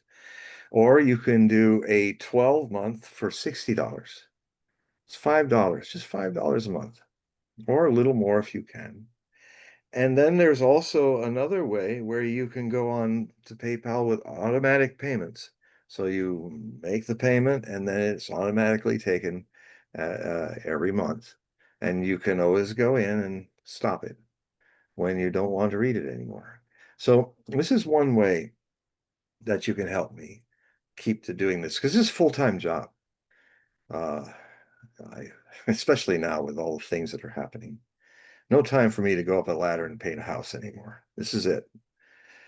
The other way is at the beginning of Hogue Prophecy website that you'll see an offer to have a one-on-one reading on Zoom with me in the same office, same black Renaissance shirt, and it'll be one-on-one. And I use the Osho Zen Tarot deck. I do astrology. This is where you'll get me a free chart of your astrology. But I don't know if any of you have seen this beautiful Osho deck. This is Osho's signature, by the way. That's on each card's back. It means in classical Sanskrit, Sri Rajneesh Keparam, which means the Lord of the full moon gives you blessing. And so the woman who made these, was a friend of mine. She's a great artist, and she's married now. She's American, but she lives in Victoria in Australia, and she's married this amazing sculptor, and they sometimes blend their art forms together. It's quite remarkable. But these cards are wonderful. They're very beautiful. It's insight, friendliness. These 2 trees are in the autumn of their life. So they've lived the full green, they've lived through the storms, and now they're at the end of cycle of life, and it looks like they're together. But if you look deeper with more sensitive, opened eyes, they are not together at all. They're completely individual. They're just interacting so closely that you might mistake them to being one tree. And even their experiences, hers yellow leaves and his red, are mixed together. But one thing Osho used to say is in all stages of love, romantic love, between man and woman, often it starts romantic. It has a beautiful sexual phase. Then it becomes sexual, more psychological. And then it goes into other stages. And there are times when you are growing faster than your beloved, and then she is growing faster than you. But if people have a spiritual context to all their stages of love, they will know that part of loving the other is to help be available when these stages change, because they will change. And the way that often happens is Osho used to cite the beautiful poem by Khalil Gibran in The Prophet about aloneness, the lovers having to be alone, that lovers should be two pillars, that this attempt to try to get too close, leave your aloneness unbelittled. You know, it's two alonenesses meeting. And the more that they are separate, the more the more that they're not trying to become melded into one, but just they've then become pillars that upon their pillars, their love is built. The roof of their love is built to shade them from hot sun and rain and these metaphorical ideas. But the one thing Osho said about love is that the highest form of love between two human beings is a state of friendliness. They've gone through all the ups and downs of being together, and then they come to a space where they are in the state of friendliness. And he says that's the highest form of love. And that's so that's just one of these cards, what it's trying to say. And of course, aloneness is also in this. This is the hermit in the major arcana right here. And what's beautiful about it is that, you know, you first look at him and it's dark and it looks so alone. And he's this old guy with his staff and there's nobody around, there's darkness. But notice how the whole sky is inside him lighting his way. You know, some people just stop at the appearance. That's what I love about my beard. I find um, I find that I immediately know if people are not even skin deep if the beard stops them. And I go, wow, you're even more shallow. You can't even deal with my skin. You stop at my beard, you know. So, and then you really immediately get people who just take you for what's inside you, not to the way you look. So yeah, so those are some examples. So you can do a reading with me. Just what you do is there's an email link. All you need to do is type Hogue reading, Hogue reading, or just reading. But it's better to put Hogue because I get hundreds of emails. I'm wide open on emails, so I don't miss anything. It means I get a lot of junk, but I don't miss important things. So in the forest of all those emails, I see that and so put that in, and I will immediately, as soon as I see it, I will send you the instructions and details and possible dates and what the reading costs and all of that. So it's a good time to start asking for readings because once this labor of 7-8 weeks is over, I will have a lot more time to do readings in the next few weeks. So this is a really good time if you want to have a read with me to get in touch with me now, and we can start filling up August. And that's basically it. Well, just to remind the audience, the link is in the description of this video. Please click the link so you can sign up. So, John, we're reaching that hour where we need to end. Yeah, I thought it was going a bit too early, but that last little bit got us right up there. 2 minutes left. We actually have 2 minutes left. You want to take the individual that wanted the mic called back in? Oh, take the excellent. All right, so I'm so glad. Bari, I'll give you the mic here.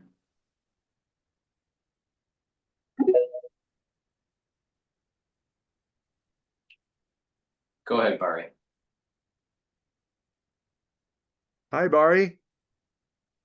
And he hasn't unmiked yet. Bari, unmic so you can ask your question. Okay. I'm here. Hi, Bari. Okay. Hi. So can I ask another question? Yeah. Yes. Yes. Great. So do you think there's going to be a ceasefire? Because in this week there was there was a news coming out that Ushakov, he said that the Americans made a proposal. And then by that, what does that mean? Because I was gambling this week that there was going to be a meeting between Trump and Putin. And now in this, it's another week, and there are a few markets in the gambling world that it's like about territory. So is there going to be a deal about territory or not? And then Zelensky is going to come, and there's also talk about the elections there. So that's the question. Yeah, it's been quite a flurry of all kinds of stuff being sent out there. And I would even say Ramitsev, or what his name was, it felt like he was kind of playing a little. And for some effect, I don't know what exactly, not lying, but just, I mean, he was basically saying there was some opening for land trades, and then everybody just went to town on that. Oh, and I was starting to hear people say, "Oh, that means Kherson, the part that's on the other side of the river, is not going to be that could be traded. Oh, it means Zaporozhye, the part that's on the Ukrainian side of the Dnieper River, that's not going to be traded." And everybody got all off on that. But I would just have to remind everybody that the Russians have taken a lot of territory of Sumy, Chernigov, and Kharkov. Those oblasts, those provinces are, if there's going to be a swap, I just will tell you this. I would be really surprised me, Barry, if this happened, that that because you got to understand that Putin is a lawyer. That's his real profession. Even in the KGB, he's a lawyer. And he's very lawyer-like when he was running things by the books, by the law. He's very stickler about that. Now, what happened in September of 2022 is that a referendum was held in all the three oblasts. I mean, Crimea had already had the referendum in March of 2014 and bugged out of this neo-Nazi regime that had taken over Ukraine that wanted to kill Russians. Go figure. They didn't feel welcome to be in Russia anymore. And on top of that, Crimea has been a Russian province for 3 centuries. It was only Khrushchev who was thinking it would be easier for the mail to pass and stuff to take Crimea and put it as a part of Ukraine. He never dreamed that Ukraine would break away from the Soviet Union would die. And so it was a big mistake, but he never imagined it was going to happen. So um, there there will never be an inch of land that all those people of all those four oblasts that had a referendum and voted a vast majority to leave Ukraine and be part of the Russian Federation. There's no way the Russian people will let Vladimir Vladimirovich get away with that. If you wanted to cause a situation where he would be overthrown by his people, that's one way. Because they'll like I'll tell you, a lot of Russians are going to have a hard time that he's not going to Odessa. But I think the Russians can go, okay, if we get no NATO forever and Ukraine being neutral and it being denazified, and that's made rock solid, then okay, we got Kherson, we got Zaporozhye, we got the Donbass, the treasure of the Donbass, where Donetsk and Lugansk is.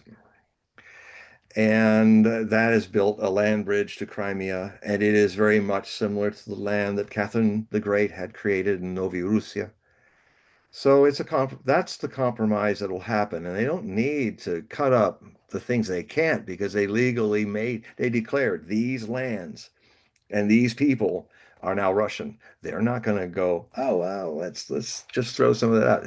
Russians don't do that. They have integrity, and but they have not all the lands that they've taken in Kharkiv and Sumy and Chernihiv, and even a little bit into Dnipro. That's also happening. They're not they're not going. Those are the lands that they're going to barter with, not those four oblasts. No way. Not a single square inch of that is going to be given up. That's staying with them. So everybody got all excited, and I mean, one of the things I would say, because I know we've had some great talks and emails about betting, and Robert Barnes, he's one of the best better guys out there, very accurate. And it's an interesting relationship between prophecy and gambling, in this regard. But I've said to you, and I share this with all the other people that are interested in gambling on trends and things. It's a lot of fun and it can make you money. Be knowledgeable, have really good sources, um, and test them over time. And for instance, I have no time to read all the think tank papers that a lot of these people in the deep state put out that really are really spilling the beans because they know nobody else reads them, but they really tell you what they're after. But there's Brian Berletic out there in Thailand and I can see he's read them. He shows the documents. If you're an executive of a lot of knowledge, which is what you would be in gambling as well, you're like the president. You've got to be like Reagan, and beyond the politics, what you got to do that Reagan was really good at is have an instinct, knowing when you've got really good people who will bear the burden of a lot of the details that you as an executive should not have to waste your time with, but you've got to have that skill to know that you've got a Schultz as Secretary of State. You've got a Reagan as head of the cabinet, are really good people. And so I've come to understand that over the decades of doing this, I've kind of developed that kind of being the executive. I know that Brian is doing it right.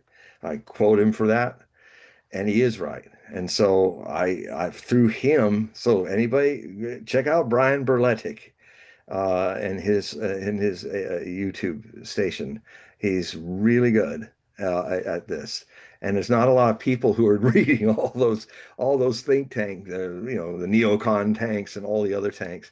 He's reading them all, and unfortunately, he's very pessimistic. He doesn't want to be, but he's very pessimistic about what's going to happen, and yet he thinks it's not going to be.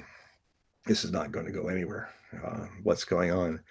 And because there's the deep state, because he's read what the deep state is really doing behind all of this, even using Trump as a pawn and all of that. So uh, that made my morning a bit depressing, but it's what he's telling something that's probably true. And even my Greek contacts, Alexander Makuris and Alex Christoforou. Alexander doesn't he thinks that Trump will revert back to his habit of he'll really want to be open to the good and new stuff, but he seems to be, even as he's getting older, more so he goes back to what's comfortable, manipulative, and ordinary for him, and something no. So he'll always go back to Lindsey Graham, Great Ham. Who was really a disgusting man, but you know, he's sometimes you're Pinocchio and the fox is taking you down into sin and wrong and all that as you're kind of blindly innocent Pinocchio. And sometimes I think Trump is like Pinocchio, and you're going down with these denizens of lower lives and stuff. Um, Sometimes I think Trump is sometimes the fox, and then he becomes Pinocchio. he just he's the fox, and then suddenly, yes, come with me. A wonderful thing that why diddly dee, an actor's life is for me. And then he suddenly goes, I I have no strings to hold me up. It's it's a he's a unique man, Trump. Unique in a lot of wonderful and a lot of terrible ways. I don't think we'll ever have a president like him again. No, and we may not survive a president like this. Well, that might be true, but I mean, Yeah. if we do I survive, mean, as we were saying about 2027, 20, I mean, actually, in those, towards the end of his astrology, if he survives all of this, he had some really good astrology by the time he's in his last year. So maybe it all works out. Maybe he gets the bejesus scared out of him as much as everybody else will. Because I mean, I really think after 2027, we're probably uh, that'll be the end of that kind of excitement for a while. Because if we don't make it through that, there's not going to be the other excitement. well, a lot of the scholars are saying that the next big war, yeah, will be 12 minutes, but no one really defines what that means. 12 mil? 12 minutes. The next big Oh, war, world war, will be 12 minutes, according to the biblical scholars. well, Nuclear. No one knows if that means nuclear or if it means. well, I can tell you because I have the book and it's really the go-to book to read. Everybody should read this book by this lady. Oh, Anne. Yeah. Yeah. Angie. And she says that from start, what she brings out a lot is how at a certain point, because they've all set it all up and, with all armed and ready to go, that there comes a point very early in a crisis where the machinery takes over Mhm. and it just doesn't, it just starts and goes. And whether we said stop, and it takes 72 minutes, I believe. I believe she said. So I had 84 or 72 minutes from beginning to end, a full-scale thermonuclear war. I've listened to her a lot. I haven't actually read this book, to be honest. I won't pick up a golf ball out of my pocket.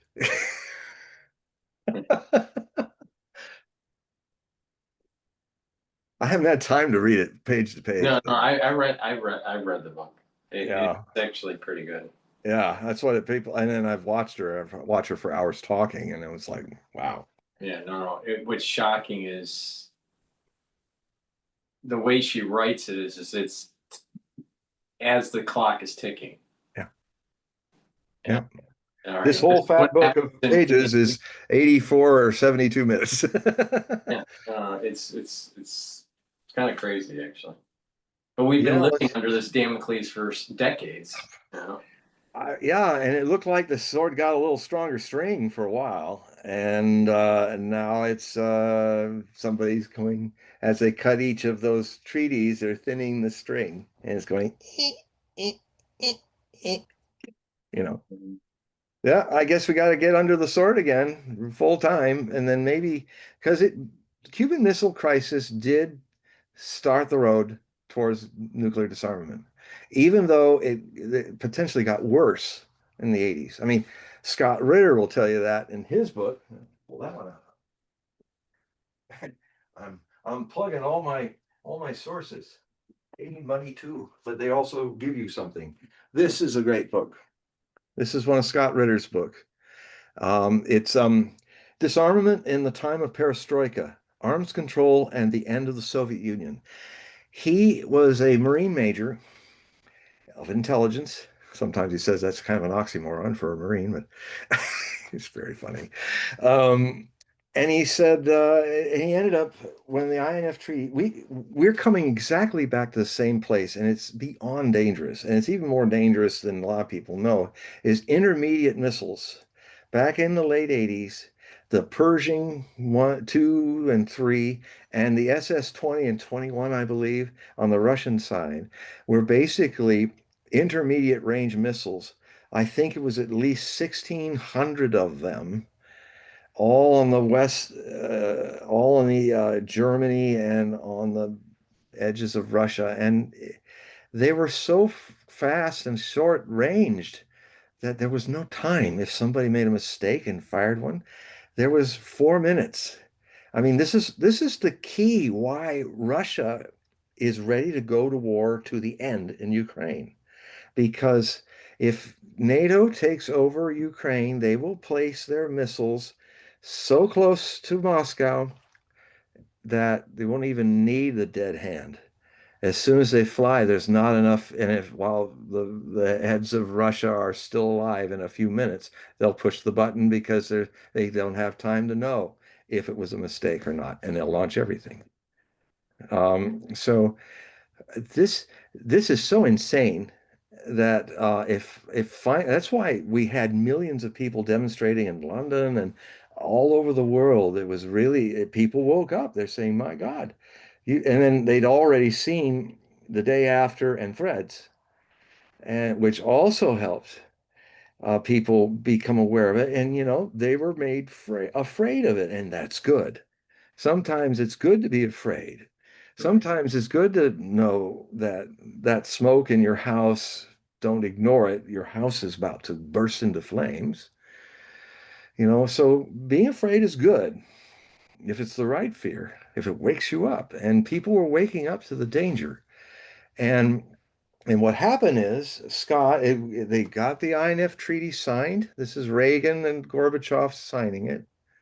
And for all Reagan's faults, he got it right about nuclear war and didn't want that to happen. So, and Gorbachev as well. And so they signed it off. And what then happened from 87 to 91 or 92, Scott Ritter as a major with his team became a weapons. He was a weapons inspector. Whenever he talks about missiles and stuff, it's amazing. It's really like awesome. And so they went to one of the main missile silos while the Russian teams went to the American places where missiles were made, and they had to watch and see how that they were destroyed. And what happened was that this is the warheads too. The two entire classes of intermediate range missiles were utterly erased by the INF Treaty. The S-20s of the Soviets and the Pershing 3 missiles. Now, Donald Trump in 2018, one day has a marvelous brain fart and says, I'm going to rip up the INF Treaty. And because he was told, he didn't say, well, you better verify this. They said that one of the missiles, the Iskanders that the Russians had, they said was not following the doctrine of what they should do. And then the Russians said, hey, no, come, as according to the treaty, come with your teams, check it out. Putin said, come and see. We're not doing that. You can search anything because that's part of the treaty. He's a legal guy, he really is. And they said, no. And that just showed me that they didn't have anything. They were making it up because in Scott Ritter's time, they would have checked it. As Reagan famously said, trust, but verify. We don't have leaders that do that anymore. There are people who could lead like that, but they don't become leaders in this world. But anyway, so anyway, he goes in very great detail about how all that was done, and it's pertinent to our time because um, a couple of years ago, well, what happened when the INF Treaty was ripped up? The Russians decided that they would honor and stay with the treaty and not build intermediate range missiles. And what they did is they watched America very closely. And if the Americans showed that they were building intermediate range missiles again, then they'd start building their own. And that happened in 2023. The Americans started doing it. They placed their batteries in Denmark, not too far from Russia, certainly close to Kaliningrad. Everybody's thinking they can take. And then the Russians started to create the Orezhnik, which is a missile that is a whole new creature. It's not nuclear. It's a kinetic weapon. It can travel it descends with its warheads, 36 warheads in 6 pods with heavy metallic fiber, kind of something heavy and metallic that racing at Mach 10 hitting the ground will turn everything into dust. And there was this huge factory, one of the largest buildings in the world. I think it's even sprawling more than the Boeing building across the water from me. This huge place in Dnipro had a subterranean missile factory. So what the Oreshnik did is they flew it off from near Astrakhan, and within a few minutes, hypersonic, it came down, it released its cone, and then there's these 30, like hazelnuts. They're like ganglia. That's why they call it the Oreshnik is hazel, as in hazelnuts. And the hazel flowers look just like these things come out of it. And what would then happen is, and they direct themselves automatically to targets. And I have it in my Hogue prophecy reports. I mean, the CCTV cameras were showing these brighter than bright. Talk about biblical in 12 minutes.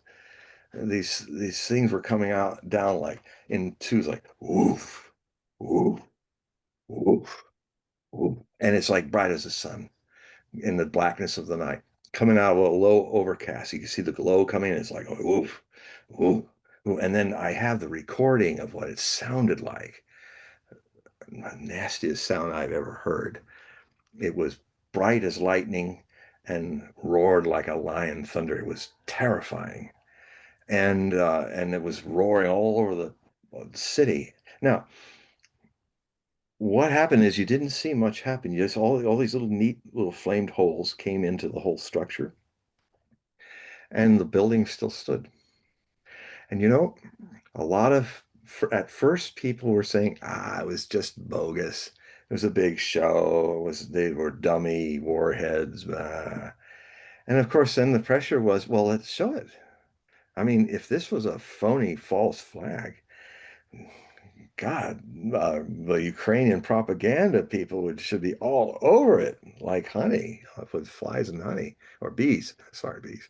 Uh, and what other people were saying is that, yeah, there were neat little holes in the roofs, but they went in. The underground factory was turned to dust. There's nothing left. And I'm thinking that must be so, because it could be, if something that terrible could be refuted, it would have been refuted. It does not help Ukraine not to say, the Russians are full of it. Say it, prove it. But to this day, nobody gets to go into that place. It's locked away. So something terrible must have happened that was coming in at Mach 10. And now they've been building Oreshniks in the factory lines now for at least 6 months, or maybe even a year now. So I would imagine there are a few hundred of them, if they make 36 a month. And now they're deploying them. But the Americans started in first. But they won't be nuclear intermediate range missiles. But what could happen, because the Oreshnik is not atomic, it's not covered by any of these treaties. And one thing that could happen, giving a scenario, is that if Merz, the new dummy chancellor, even dumber than the last guy, Scholz, of Germany, he has Taurus cruise missiles that he wants to give to the Russians, the Ukrainians. And like the stuff the Americans were doing during the last missile crisis, they are piloted by NATO officers, American officers, in that case, German officers. And the Ukrainian can push the button and launch it, point it, but it's guided by satellites and other things by German officers. And remember, there's another element to this. This will be the first time weapons of Germany are flying over Russian airspace. Last time they did that in 1941 to 1945, they killed 27.5 million Soviet citizens. Russians don't forget that. That was almost like a loss of life that you'd have in a small nuclear war. It's more people that died in World War I by 7.5 million. It's more people than died in the First World War, just in one front. Anyway, he if the Orezhnik is used, the Russians have kind of already commented on this, that Rheinmetall is where all the Taurus missiles are made. So they know where the command center is of the Germans. They'll either drop a Orezhnik on that and turn it into dust, or they will announce when we're going to strike the Rheinmetall, where you make these monstrous things, and that are hitting our country, and it's not the Ukrainians, it's you, and you're the Germans, and they're going to and they'll basically probably say, okay, in another few hours or a few 20 minutes, get everybody out of that factory. Immediately, it's going to be reduced to dust before your eyes, and Oreshnik with its weird glow like a jellyfish, as the doesn't burn rocketry doesn't burn in zero in the void, so it's the gas that's coming out is reflecting the sun in the most kind of like a man of war, some jellyfish going over the sky. Is quite apocalyptic. So even as it's coming, it's like, oh man, it's going like right across the whole sky like that. So it's going at Mach 10. And the people of Stuttgart will see it coming. The cameras will be on, the world will be watching as it obliterates this massive factory and turns it into dust. Now that's the kind of scares we need if we're going to survive 2026 through 2028. And it's a good scare. Wake up and smell the nuclear war, and you can't drink it. It doesn't taste very good, like coffee, you know. So I want all of you to be as scared as you can be, because you'll be alive and you'll be waking up and you will be saying, what the hell are these people in our name doing? Just like people are waking up about what's going on in Gaza. A lot of people are waking up. A lot of the people are people with Jewish heritage like me. Well, I have a lot of other people in there too. Um, that's why I look a little rabbinical. Yeah. Okay, so we're to the point where we probably should say goodbye to This the is audience. usually the 9:30ish for me, 12:30ish for you. Yeah, Forgive me. I'm a little tired. But the audience, please make sure you click the link that's in the description. Go to John's website, sign up for the periodical. Also, if you would like, schedule a reading. And John, thank you for doing the show today, and we'll do this again. Just to remind the audience, we usually do this every other week. So Yes, a lot of people were asking, and so I said we will be back in August. right. Well, we're back. We're back. Okay, so John, say goodbye to the audience, and we'll talk behind the scenes here. Goodbye, everybody. I love you. All right, audience, thank you for listening on X Spaces and watching live on YouTube. Have a good night.